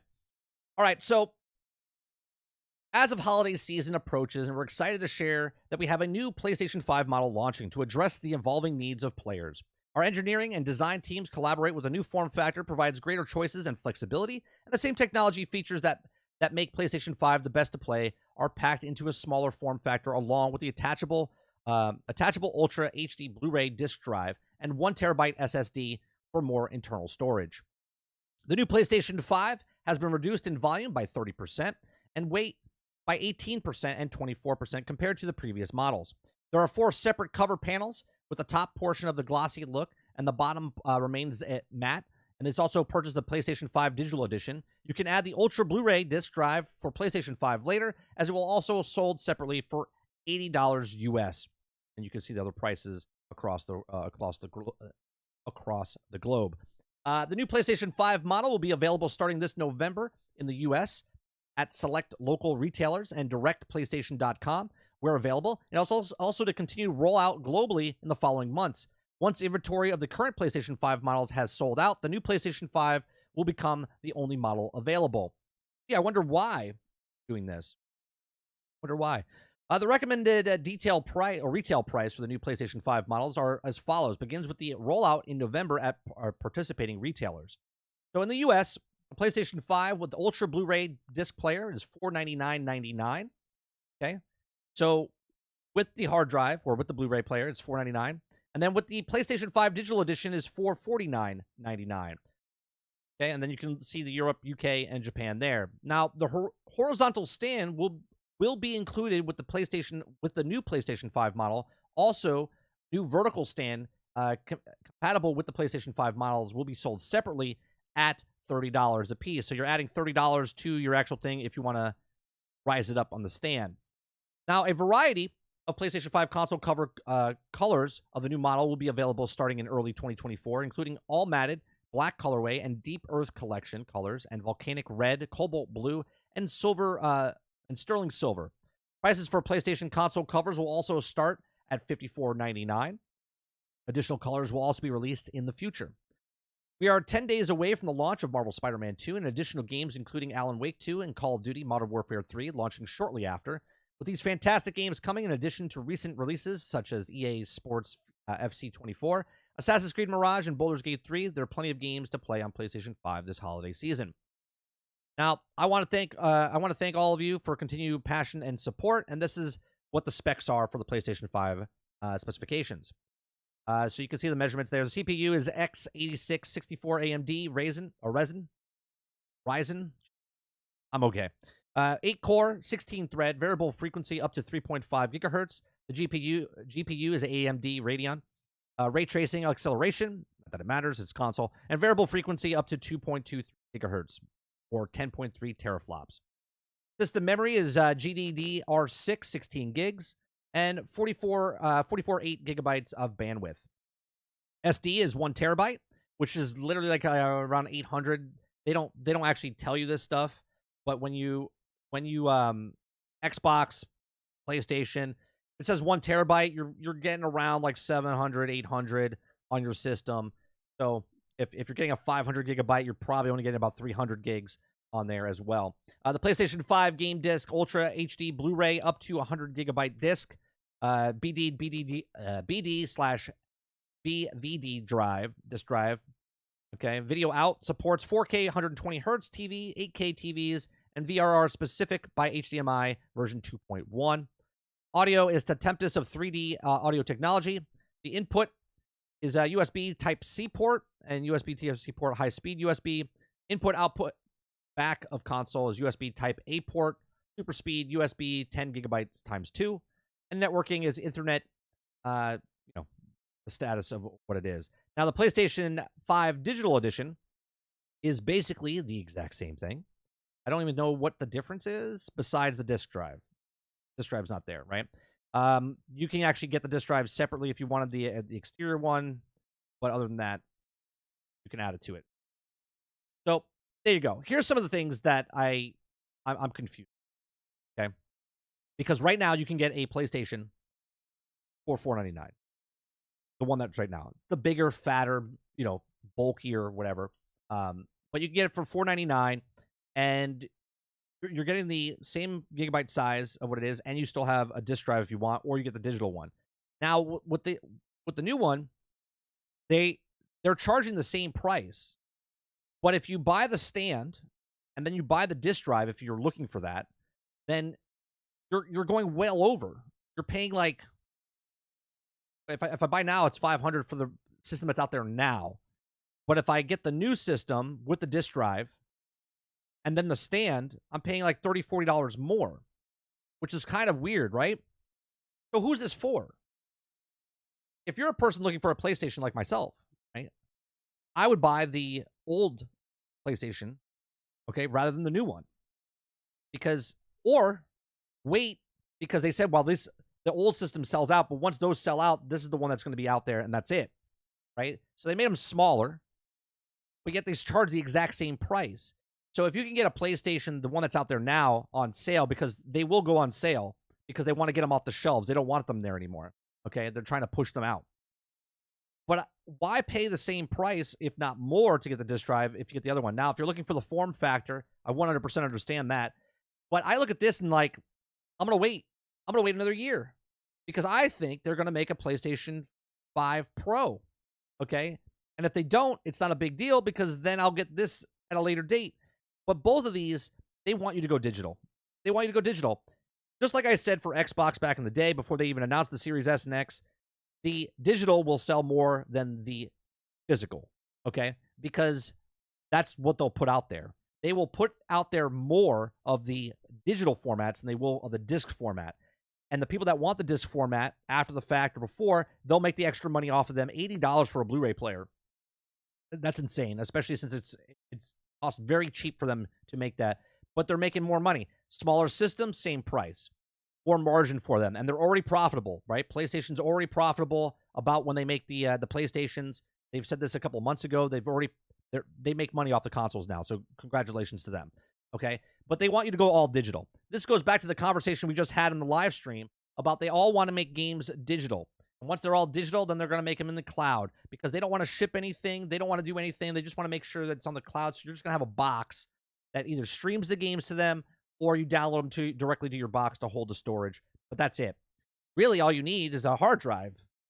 So if you can get a hard drive and hook it up to your television set and play through the app, down the line, that's what they want. Okay, but they'll never get rid of systems, in my opinion. I think systems will always be there because there'll always be a small percentage of people that have that nostalgia. And nostalgia right now is physical media, so they'll buy that disc player. But nostalgia down the road for other people is just getting a box instead of just playing it on the cloud or off a little thumb drive or whatnot. So let me know in the comment section down below. Are you going to pick up one of these new PlayStation 5 Slims? If so, which one are you going to pick up? Are you going to pick up the one with the disc drive in it, or are you going to pick up the one that's just the discless version, where it's all all digital? And how do you feel that they're charging you for the stand? But the funny part is the stand like this for the upright version, yeah, it's nice looking, okay. But the stand for this thing right here, this is ridiculous. This is the stand. That's the stand. It kicks down. It just kicks down. It's a little kickstand there. That's free of charge. Don't worry. That doesn't cost you anything. So that's what keeps it up in the air. A little piece of plastic that you kick down.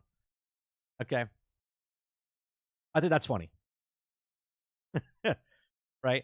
So you don't have to pay money for that one. If you want to put it sideways, little kickstand comes down. If you want to put it upright, you got to pay $30 extra to stand up your butt. That's a little scummy to me. But hey, who knows? Let me know in the comment section down below. Are you excited for this PlayStation 5 system? I'm kind of on the cusp, man. I'm like, I want a PlayStation because I want to play the first party titles like Spider-Man. But at the same time, I don't know if I want to go all digital. And if I don't want to go all digital, then I'll buy the old one. But if I don't want to buy the old one, I want the more powerful one. Are they going to come out with the PlayStation 5 Pro in the future? I mean, I don't need it right now. So the worst case scenario is if I wait to buy it, then I'm buying this one where it's more digital, or buy the disc drive one. Or I wait even more and wait for the PlayStation 5 Pro, pay a little extra, but more powerful. Maybe that's what I'll do. I'll wait for that. Or not even get one at all and wait for Spider-Man 2 to come on PC and then play it when it comes to PC. These are my thoughts. Let me know yours in the comments section down below. If you like what we do here, please make sure you share, like, and subscribe, and I'll see you guys on the next one.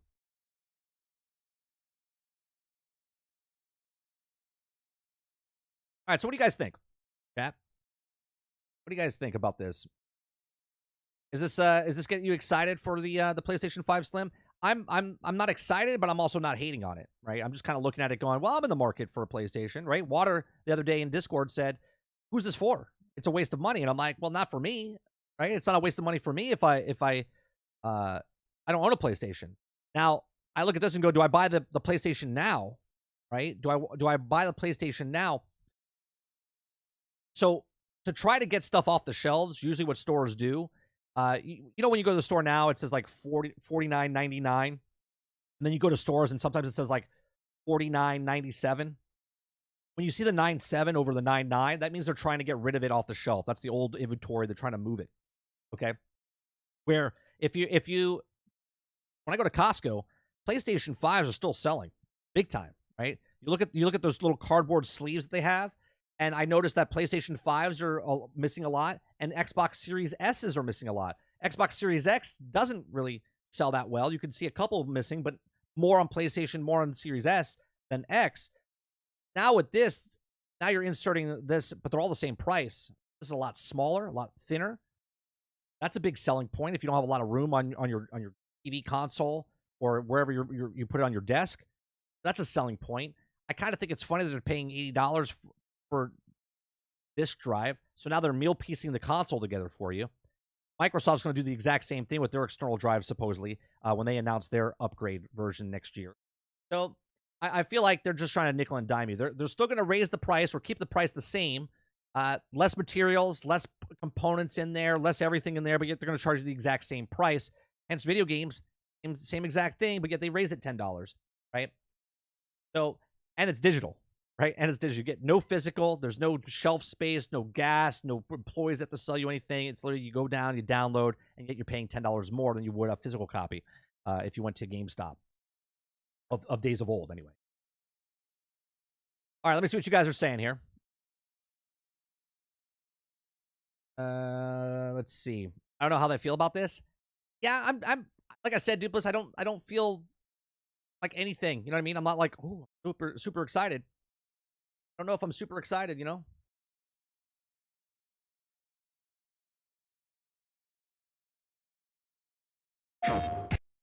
I'll let this play. Let this play in the background as we talk. I like the PlayStation 5, but it isn't worth it for me. Increased in price, plus I need $99 for the disc drive and $30 riser. Yeah, it seems a little weird, doesn't it?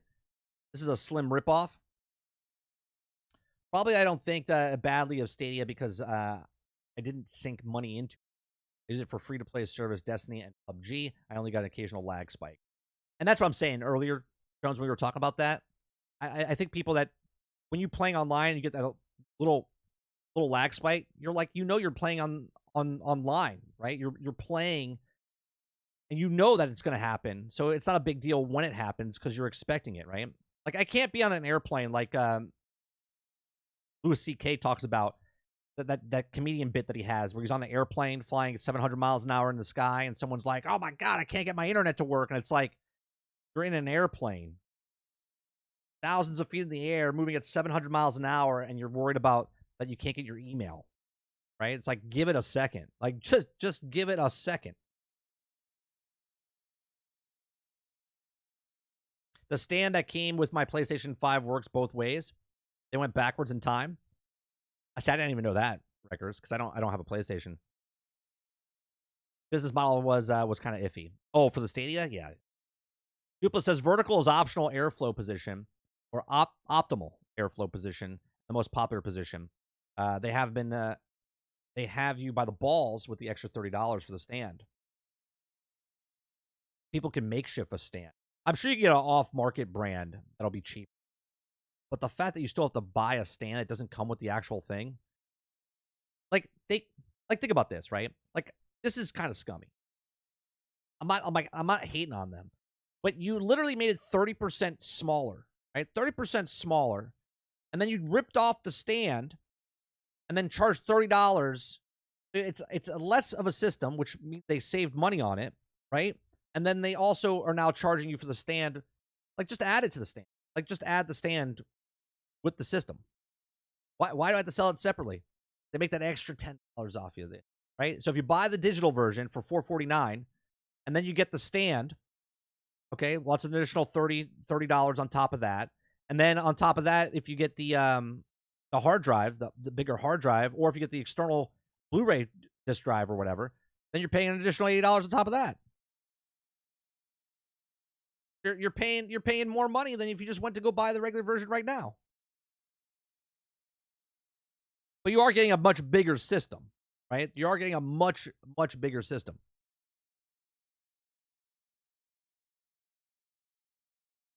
Robert Jones says, false advertisement if you ask me. I'm not buying one. I already have a PlayStation 5. Why need better specs than my normal PlayStation 5? If you just want to make it less space, right?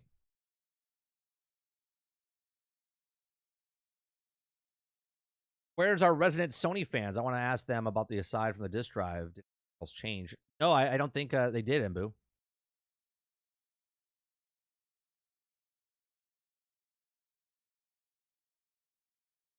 Look, Sony knows their customers. Sony knows their customers. Right? They know there's a market for this, and they're going to buy it. Right? The Portal, I still think is a bad device, but people like it because they can play their games on the go, even though they can already do it. But because it's the controller and it's more Sony. And look, I'm not shitting on the Sony guys. If you like what you like, you pay for it, right? If I want to go watch a movie in a very comfortable seats, I'm going to pay extra money to go sit in a nice theater, right? Instead of going to the dollar theater. I just don't want to do that. I want to have a better experience.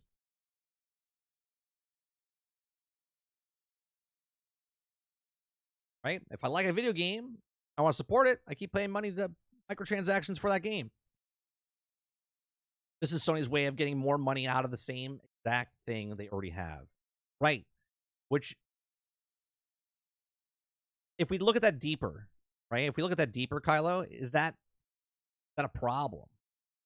Are they hurting? I don't think they're hurting. Right? I don't think they're hurting. But they're trying to get that extra $10 or $30 out of somebody, out of the clientele.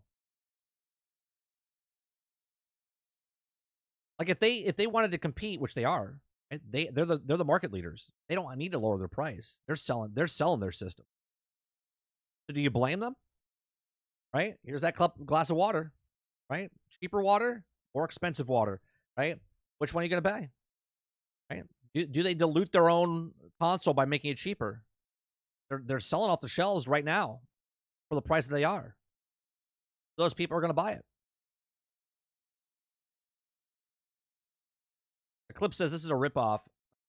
Ripoff Slims have always been cheaper than the original console, causing eventually they start making money off the console. So the Slim is there and get it cheaper than the be. Right, but they're already making money off their consoles. Now they're making more money off their consoles. That's the big thing. They want to try to get rid of the old inventory as fast as possible. I can see them putting the other systems on discount just to push these guys out there. Water says, digital is the way of the future, my boys. Hate it or love it. Right. Technology's moving forward. El says, I can't remember the last time I bought a disc. The last time I bought a disc was Transformers War of Cybertron.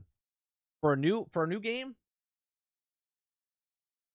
I have. I think the last...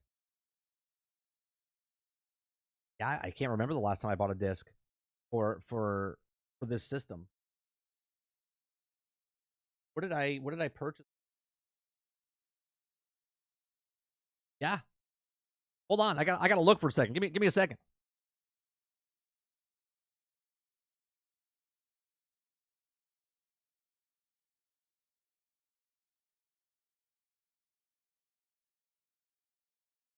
Okay.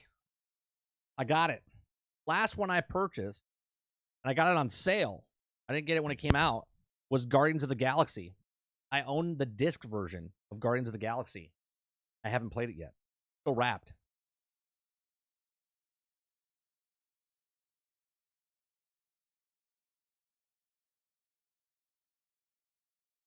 Nothing changed, but you get an extra 150 gigabytes of storage. So it's the same price as the first PlayStation 5, but the disc drive is sold separately. Nothing else is different. Well, they have a digital version at $449, which is the same price as the digital version right now for $449. But you got to pay $30 for the stand. So one extra game, yeah. If you downloaded a game like I don't know, Call of Duty, 100 and something gigs, you get one space for one extra game. Again, to clarity 30, do you think 5 to 6 years? No, I said 6 to 7.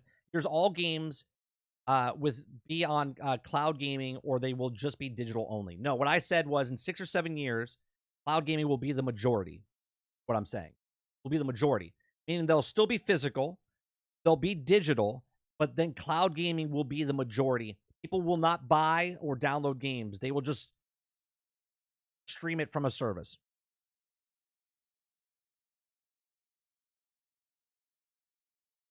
My next console refresh will be the PlayStation 5 Pro. I already have the first gen PlayStation 5. Don't really need a small.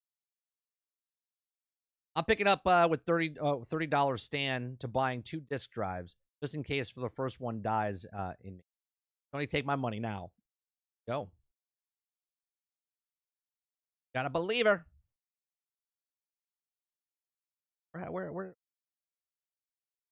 The chat just moved.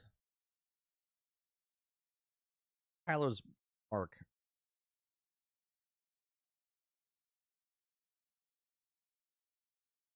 Oh, there it is. Okay. I'm behind on chat. The stand you have to buy, the vertical one. Came with the original one. Now they're making you pay. Toothpick stand free of charge. How generous of them. It's a kickstand. It's not a toothpick. It's a stand. It comes off the actual console itself. Dave Rose says, I'm buying one, but not for me. I have the original PlayStation 5. I'm buying it for my kid for Christmas and the digital version because I don't care about physical. Go. I think there's a market. I do think there's a market. I think it's kind of weird that they're charging the exact same amount of money when it's smaller. Business, they're doing what they do. Right? I'm not hating on them. I'm just making observations. Sideways stand for real easy. Pass me some cardboard. Don't need the sideways though. Vertical, you talk about vertical. Yeah. Digital is greater than physical. Only collector's edition.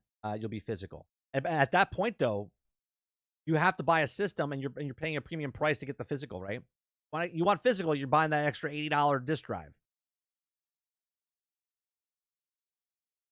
Vertical is the optimal airflow position, the most popular position. They have you by the balls for the extra $30. Because it's different stand. What came with the original PlayStation 5? Yeah, but Rose, why didn't they just include it? That's what I'm saying. I understand that they made a stand. Like, why don't you make it like the option is if you want to stand it up, you need to buy the stand. Instead of you have an option of, hey, we made this stand. Now you get to choose if you want to stand it up or lay it down. Sorry, this is for new buyers. No one in their right mind will buy this for anyone that have a PlayStation 5. The one that you buy has all the terabytes and does not go down. Wait, the one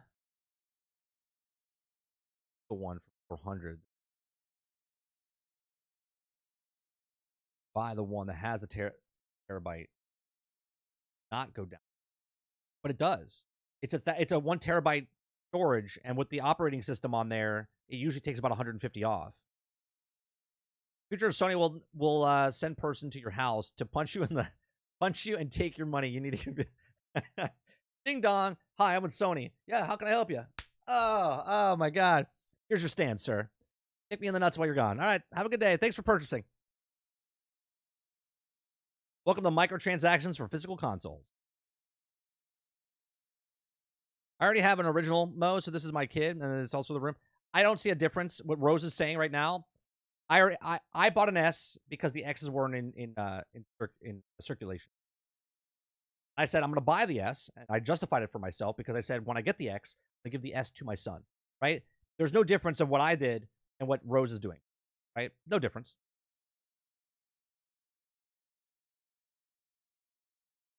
You you want that kickstand? I do. Kickstand looks dope. It's not an excuse though. They have to give you a stand at Xbox. Nope. Because stop, Rose. The design of the Xbox doesn't need a stand. The stand for PlayStation, they literally designed it where it would topple over and they needed a stand. That takes a little weird. Right? Because now, again, you're taking it as an Xbox, PlayStation fanboy thing here. And that's ridiculous. Right? No one brought up Xbox. We're talking about PlayStation. It's a rectangle. It's a monolith. It doesn't need a stand.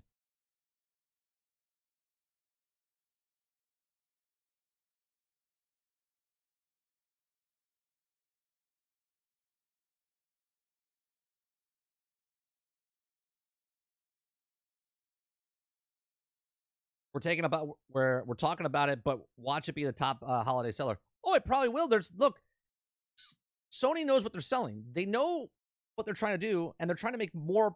They're already profitable on the consoles they already have.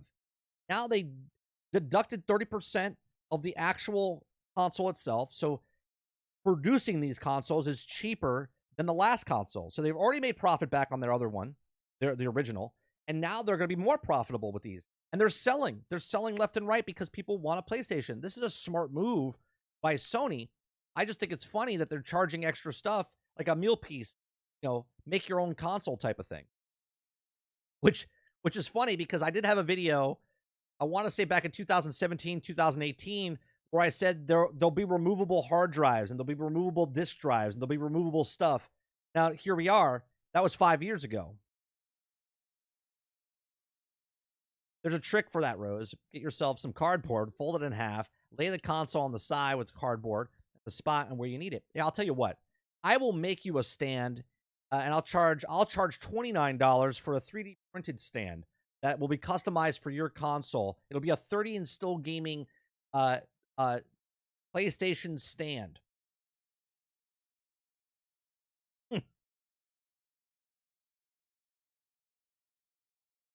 It'll be $29, and that's with shipping. I'll take that back. I don't know what shipping would be. It wouldn't be that expensive. It's very light.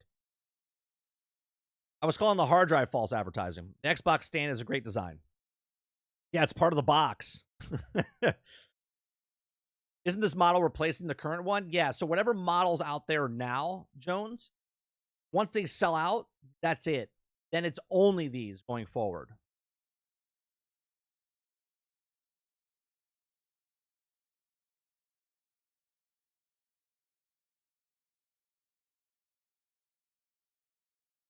The remodel does not always take a price drop. Absolutely. You're absolutely right. But what I'm saying is they made it smaller, charging the same price, and then you have to buy the stand afterwards instead of coming with it. You do see the problem there, right? I'm not asking that they have to have a price drop of their system. They could have made the system the exact same price, but they're meal piecing certain things together.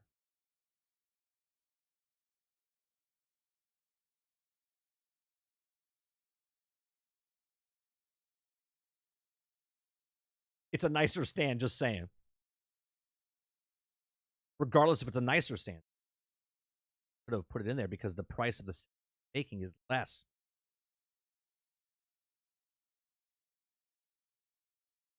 Last time I bought a disc was Hogwarts Legacy. This is way nicer stand. The new stand works on the old PlayStation 5. I might buy myself a stand. Well, that would be interesting. To let us know when you get the new system. Are you getting the stand? And see if the old stand on your old PlayStation fits the new one. That would be a test, right? If you can use the old stand, cool.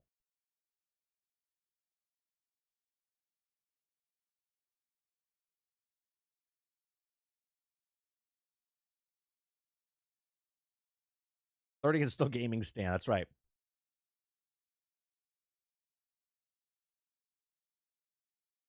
For drivers, the drive is a 1 terabyte, and it's even numbered in bytes. The problem is that the OS uses 1,024 bytes, and then instead of the even 1,000, so you lose size approximately down to 931. I thought it was less than that. I thought it was like 860, if I'm not mistaken. I think it's 860 to pop up, but I could be wrong. Then you have to figure out the overhead costs that aren't reported, and then the OS system. So you go down to about 850. Okay, thank you. There you go. Yeah, but the people that actually want to buy the PlayStation for the first time are going to turn off. First time are going to be turned off by the price. I don't know if they'll be turned off by the price. Again, people are still looking and buying the PlayStations for full price.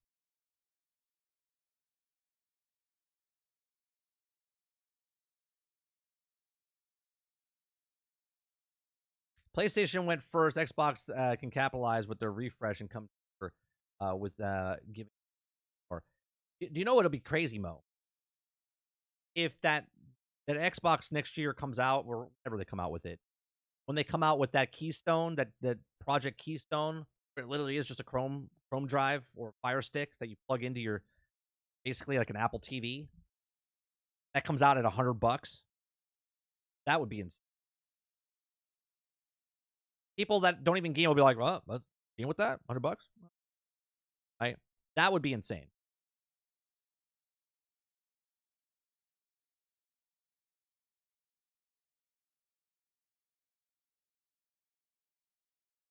It's like iPhones with their chargers. Yeah, which I fucking hate. I hate that you buy an electronic device now and it doesn't come with the charger. They still charge you the same price, right? It comes with less stuff for more money.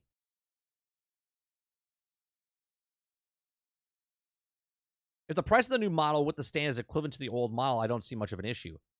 But it's not.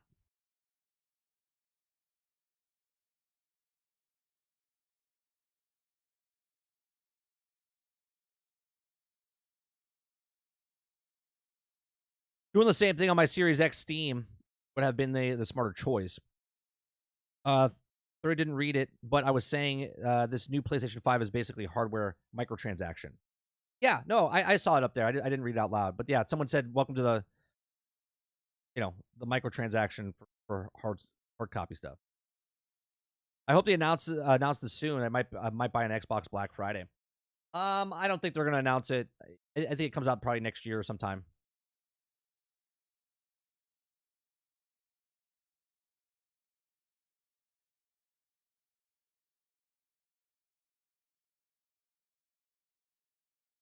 And Dolphin, to answer your question, nothing's with Travis. I muted him yesterday. Chat didn't ban him, just muted him. I gave him a timeout, and then he took himself out of the Discord. So I don't know. He could be watching right now.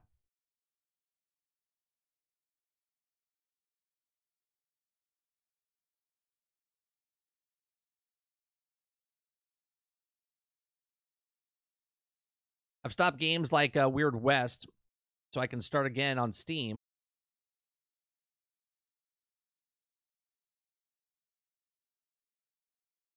No, he said something stupid. That's all.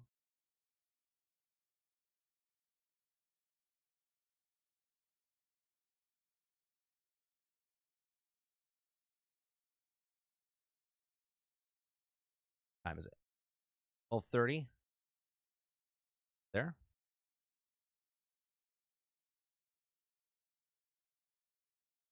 No, no, no. It had nothing to do with that. It was something even stupider. It was something even dumber.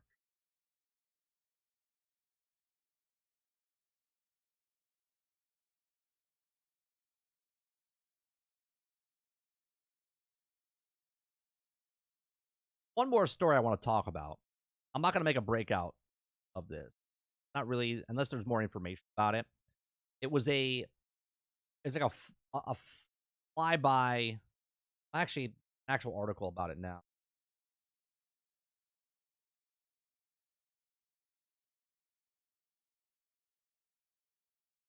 Yeah, it's a short article. We'll just talk about it, right? Cutting out big time? I don't know why it's cutting out.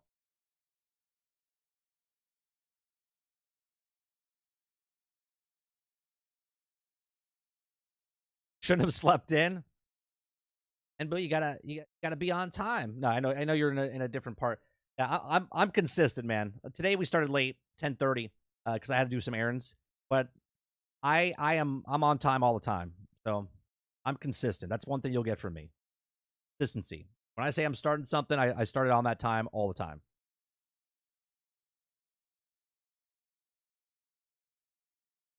All right.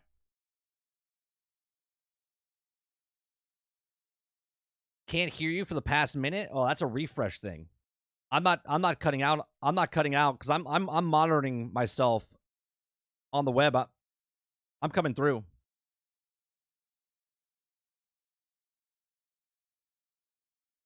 Someone needs to tell him to.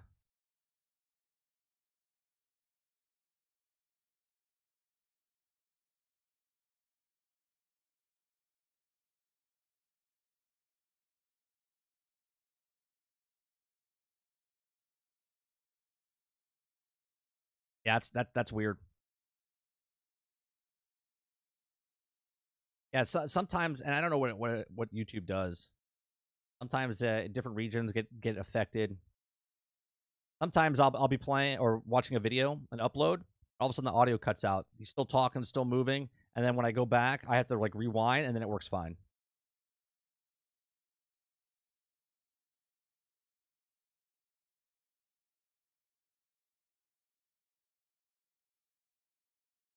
Oh, Ford, could you not hear? That's weird. So yeah, when you guys got affected, it was working the entire time for me. Because this ear, I'm always listening to my stream, so it's what I'm hearing is myself, like like a 30-second delay or whatever it is, to make sure that if when you guys start to say I can't hear you, I'm like, that's still working on my end. So that means it's something on to do with your side.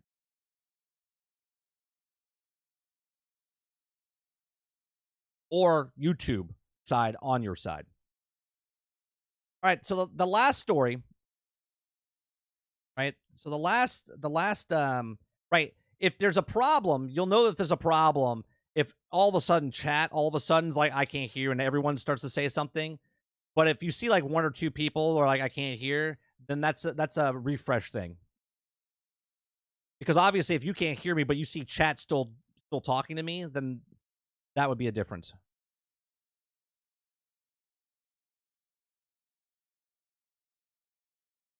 All right.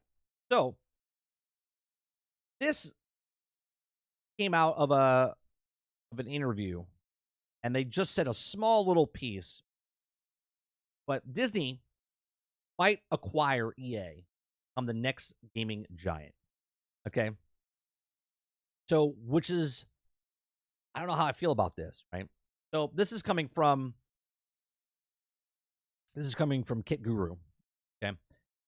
It says, for as long as I've been a video games, there have been titles released based in Disney, many iconic properties. And that said, the media giant has historically shined away from going all in on game development, instead preferring to partner with other developers and publishers, according to one report. However, Disney is looking to become the next giant, perhaps even by acquiring EA. Now, in a report by Thomas Buckley, a VI Bloomberg, which details current status of Disney, has a whole of a wake of CEO Bob Iger's return. The publication has claimed that one of Disney's upcoming strategies appears to be indicated that the desire to go all in on video game industry, with Buckley stating, quote, Iger deputies are pushing him to consider bolder transformations for Disney from gaming license to gaming giant through said acquisitions of Electronic Arts. But as with everything else, it has been non-committal, right? So they haven't confirmed. Okay. As I mentioned in a report, Iger has not commented on such strategies yet, but simply of a case following the darts as the board to see what sticks. That said, the notion of Disney could buy a publisher as big as EA no longer seems plausible in the wake of Microsoft's $68.7 billion acquisition of Activision Blizzard. Now, Disney has dipped its toe into gaming development in the past with Disney Interactive Studios, though it's ultimately shuttered in 2016 in favor of the partnering with established publishers. Now, such as what they've seen with PlayStation Spider-Man games, Square Enix Avengers and Guardians of the Galaxy games, Fairfax games, Midnight Sun, and all of many different Star Wars titles. Considering the success that also had with these partnerships, for the most part, switching gears and going into the game development themselves once again would be an interesting move. I think this would be terrible. I think this would be terrible for the industry. Okay? The difference between, let's say, Sony or Microsoft picking up EA and Disney buying EA is that Disney signed an exclusive deal with Star Wars, and nobody else could make Star Wars games in 10 years. And what did we get? We got more games that shut down than we got released from EA. So now if EA gets bought by Disney, and now EA becomes the Lucas Arts, of Disney again, right? That's their gaming division. And now Disney's only making the games for themselves, and basically it's EA just having an exclusive again. I think this is a dumb move. I think this is a stupid move. Now, if Disney wants to get in the acquisition of getting in, and they still want to make games for all systems and whatnot, then sure. But I would personally rather, if I was a company that's not in the video game space, I would rather have my IPs go out to other people, make money from all these different sources, have quality control that way. Where right now you're going to be getting 6 to 8 Star Wars games coming out, just Star Wars. Then you have Marvel games coming out. Where if you did this by yourself with EA, There's no way you would be able to do this. Now, it's interesting, though, because we do have the Iron Man game coming out, and we have the Black Panther game coming out, and there's one more game that we don't know yet that EA is creating. So it's interesting that they might, EA, all depending on how Iron Man does and how Black Panther does, that they down the road might have another exclusive contract where they do like Marvel for 10 years, which would be really interesting, because if that's the case, that means Spider-Man, because Sony doesn't own Spider-Man. If EA, okay, hear me out. This is just one of my thoughts here. Not saying it's coming true in any way, shape, or form. But if EA is picked up by Disney, and now Disney owns EA, and then EA has the exclusive rights for Marvel franchise, the video game format, that means Insomniac Games would be done if they signed or did only an exclusive deal with EA where they could only make Marvel games like they did for Star Wars. And that would be dumb move, but potentially could happen. Potentially could happen. Okay, I hope this doesn't go through. But I said it in the past. I said, someone said no, that EA is not for sale. I said everyone's for sale. Everyone's for sale until they're not. Okay, or they're not for sale until they are. Whichever way you want to look at it. Okay. So this would be very, very interesting if now all of a sudden, because hear me out here, if Disney buys EA, listen to this 3D chess move. If Disney buys EA, and then the rumors are true that Apple buys Disney, because then Apple would then own EA.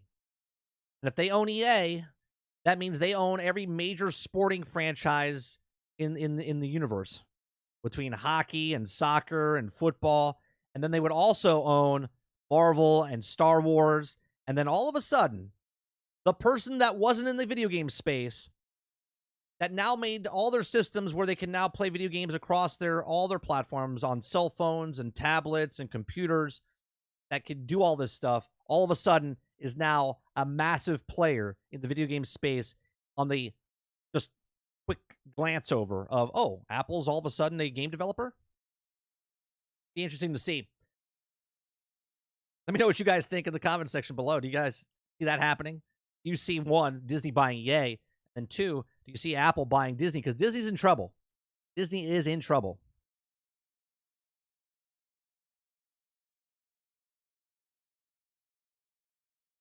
Let's see what you guys are saying here. I think Microsoft is a monopoly. Disney's saying, hold my beer.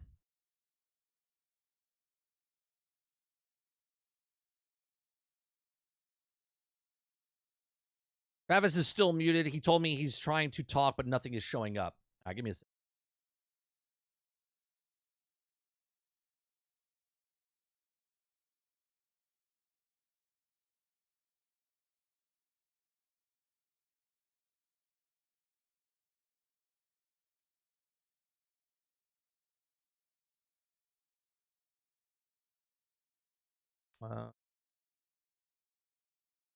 Where is...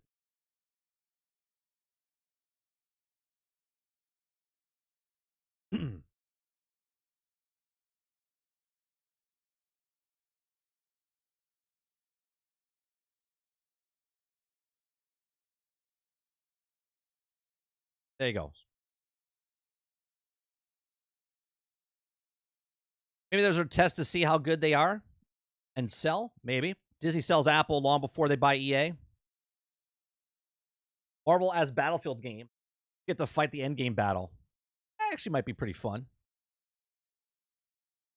Censored Battlefield, censored Mass Effect, censored Dragon Age. Never underestimate the stupidity of a boardroom executive. I think it'd be a win-win if Disney buys EA, Mbu says.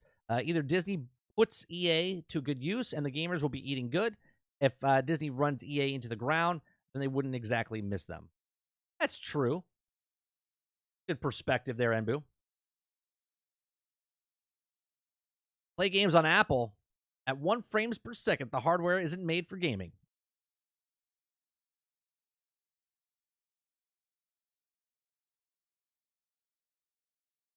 Apple could buy Sony too.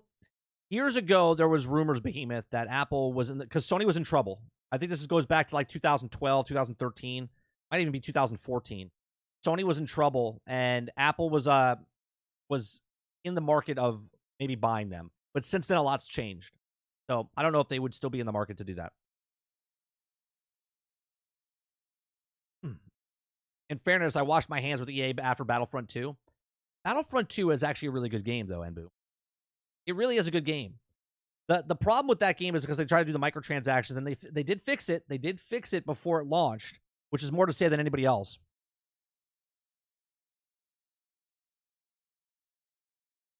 Travis says, I was just saying Disney is in trouble, but not so bad it can't be saved if it gets their head out of their asses. Disney's Mass Effect is minorities in space. That's funny to see. Yeah. I don't know, man. I think it could be interesting if they bought EA. I don't know if I want them to buy EA, but you know what? If Disney doesn't buy EA, does Microsoft buy EA? I still think EA is up for sale, but who buys them? Right? Who buys them? Amazon could buy them. Disney could buy them. Apple could buy them. Google could buy them. Someone's buying them. Right? Someone's buying them. And EA is a huge because of the sporting market.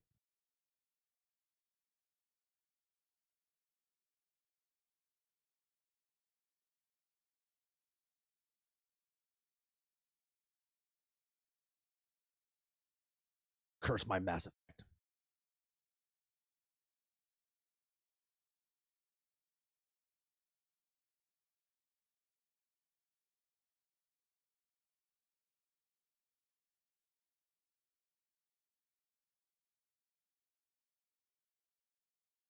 Loot boxes and upgrades were still there at the and then after the launch, they only turned off the microtransaction side of it. No. They completely changed what they were pitching in the beginning. They did turn it off, okay?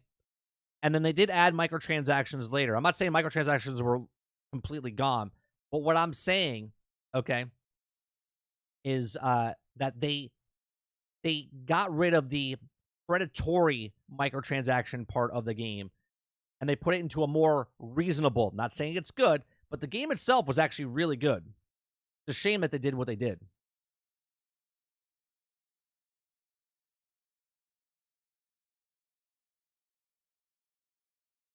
Does it have to be flat out, or could they opt in for a partnership? Why would EA partner with Disney and not partner with like a Sony or Xbox or Microsoft? Why would they partner with a non-gaming company over a company?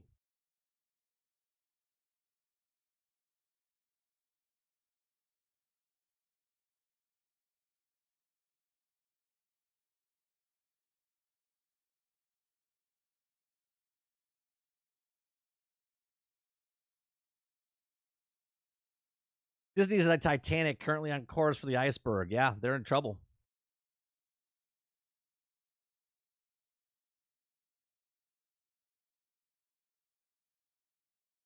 Papa sent me a thing that says Sony used to have about 20% of the market share as of 2021, where everyone sits. Is this for... Oh, this is for television sets. This is for television sets, yeah. Yeah, we looked at this a couple months ago. Yeah, Samsung, Vizio, and LG were the big guys. Yeah. We got 6% of the television market.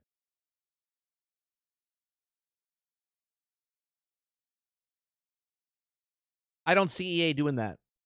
I think partnering with them doesn't get them the money that they want when they sell them. And if they whoever buys them, right? I don't see a beneficial of, partner with us, but yet they're still making games for everybody else. They would rather buy them, make games for everyone else, and then get a percentage of that money that when they sell them on their console.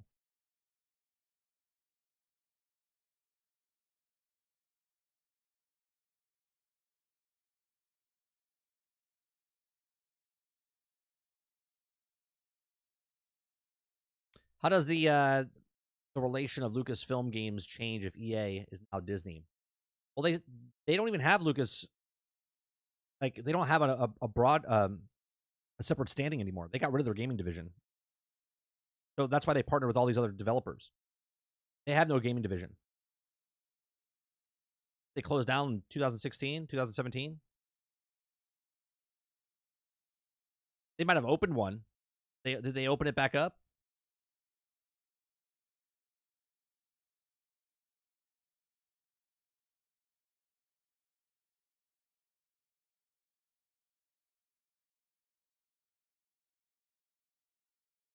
Let's see. They have Disney Interactive Studios. –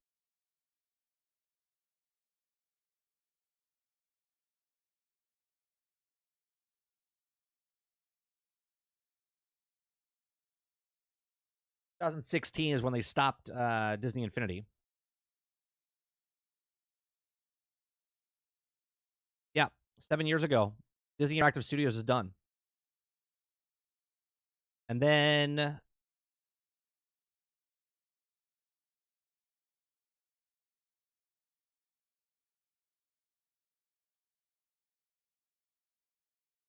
got LucasArts, right?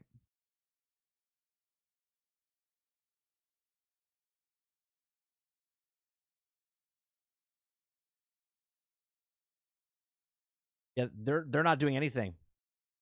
Formerly, LucasArts Entertainment Company in 1990 to 2021. Lucasfilm was wholly acquired by Walt Disney Company December 12th. By April 2013, Disney has announced shuttering of LucasArts in all but name, keeping the division around to handle licensing of Lucasfilm property and third-party developers. But that's it. They actually don't have anything anymore. They have 10 employees.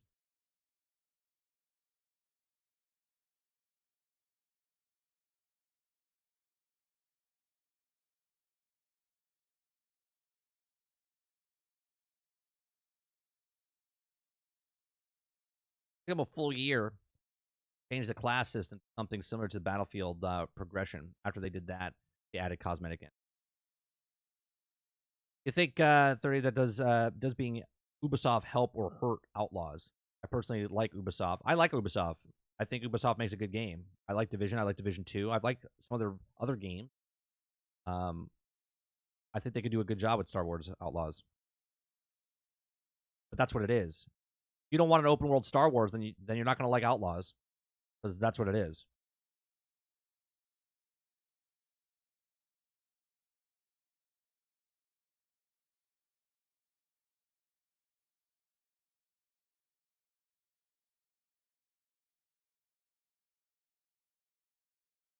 Lucasfilm Games is just for IP licensing. It's not for actual developing games, though. Yeah.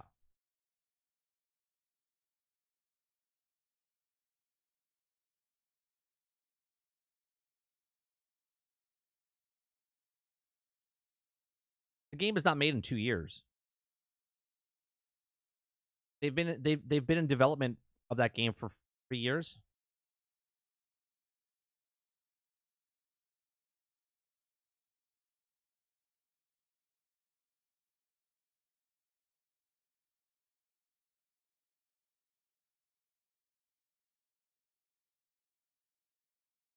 Let's see. Let's see if we get something here. Development.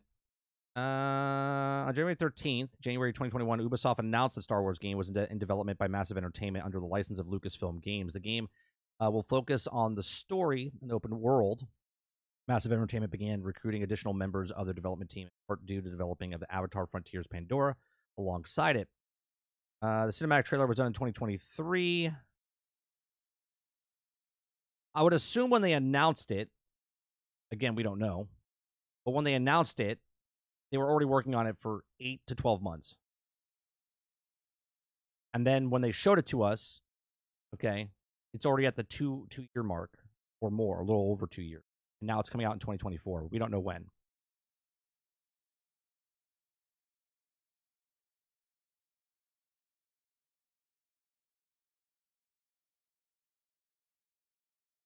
I need to see more Outlaws. Something about it unsettles me. What part? What part? Everything that we've seen so far tells me exactly what the game is. It's Red Dead Redemption, but in the Star Wars universe. It's an open world. It's an open world game, but instead of being the guy in Grand Theft Auto, you're a person inside the Star Wars universe. There's going to be 4 to 5 planets, handcrafted planets that you're going to be walking around maps and whatnot, going to cities, going to outside the open realms and whatnot, like the wide open area. That's what I get from it. The new Prince of Persia looks pretty good. Just don't think it's worth the full price. I think they're changing the full price for it. Who knows? Maybe it will be. I was saying that it's just get why people say things like it only lasted 2 years. But any game like Spider-Man 2 is an example. It doesn't need to last 2 years on a live service. Oh, well, I don't know if it's going to last 2 years. I mean, that's anyone that comes into a game saying I'm going to get 2 years out of this game is having false hope, right? You're setting yourself up for disappointment.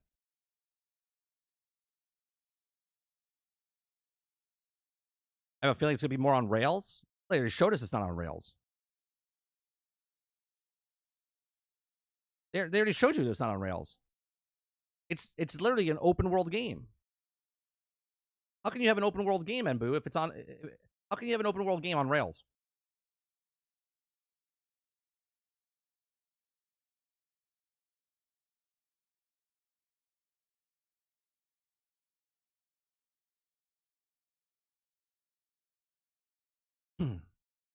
I mean, it could be a live service game. Live service is anything from continuously giving DLC, continuously being online the whole time, continuously having like a season pass. There's many different levels of a live service game. Just a feeling. Well, your feeling, I'm telling you, is wrong, Nbu, because they've already said it's an open world game. So by the nature of an open world game means it's not on rails. Skyrim, open world. Assassin's Creed, open world. Like, open world.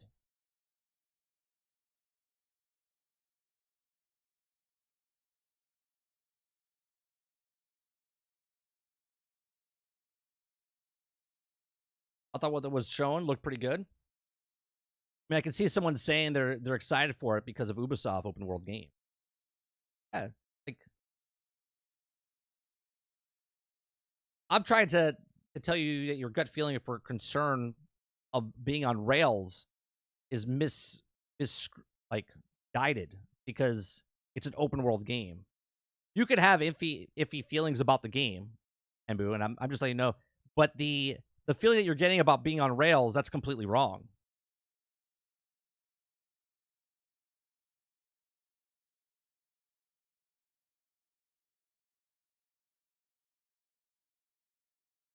Want to hear something crazy? I love live service games. It's called Monster Hunter. Yes, it's a live service.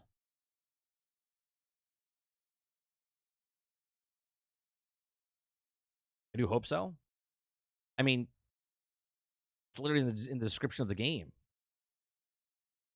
If it comes out and it's on rails after they say it's an action adventure single player open world game, if they come out and it's on rails, that would be a huge mistake. Which is that the gameplay they've shown, and when they say it, when they showed it, they said you could go anywhere because there's going to be different quest lines and whatnot to go on. The stuff that they showed, obviously, she was on a mission and then she drove on the vehicle to go to town. But they said you could literally go anywhere. We watched, and I'm not saying that you were here or not, but we watched a video of the developer talking about what to do in the game, and nowhere that he brought up said it was on rails any way, shape, or form. Said what you see, you can go to. It's opened up for you can go on different adventures, take different routes.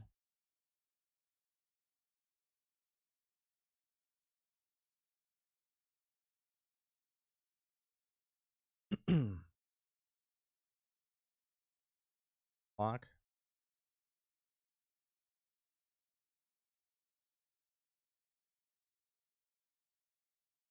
I gotta go pick up the car soon. Okay. All right. On that note, I want to call it there. I appreciate everyone. We did 4 topics today. We did 3 main topics. The last topic was a bonus one. If you're here live, you got to watch it. We're not doing a breakout video of that. So I do appreciate you coming out and talking and having a conversation with us. Former says Anthem was open world, empty open world. Off topic, but are you playing Battlefield again tonight? I am not playing Battlefield tonight. I don't know what we're playing tonight, Eddie. I think I want to play something different. We might play Starship Troopers because they did an update. We might play that tonight. I'm not sure. They posted in our Discord or even on YouTube. I'll post what we're doing tonight. I'm not sure yet. There's so many games I'm playing. I'm not sure what we're going to play. All right. Appreciate it very much. Make sure you guys hit that like button down below. Please support the other videos, even though you guys watched it live. If you were here live for the live stream, I've uploaded 3 videos. I've uploaded the Cyberpunk one. I've uploaded the God, I forget which ones I did. I do so many different uploads. We did the Redfall one. We did the Cyberpunk one, and this morning we did the Activision Blizzard one. So if you've already watched that in the live, just make sure you go over there, help us out here. Go hit the like button on those videos. It helps us out. Appreciate it very much for coming out. If you'd like to support us in any way, shape, or form, you can hit the like, subscribe, and if you'd like to go above and beyond that, become a member for as little as $5. We do multiple streams here. If you're watching this after the fact, we do Monday through Thursday from 10 o'clock in the morning, about noon Eastern. Today was a little late. And then we also do night streams where we do gameplay. We also do a podcast on Thursday nights at 8 called Generation X Gaming. You guys have a great rest of your day. I'll see you guys on the next one. Peace.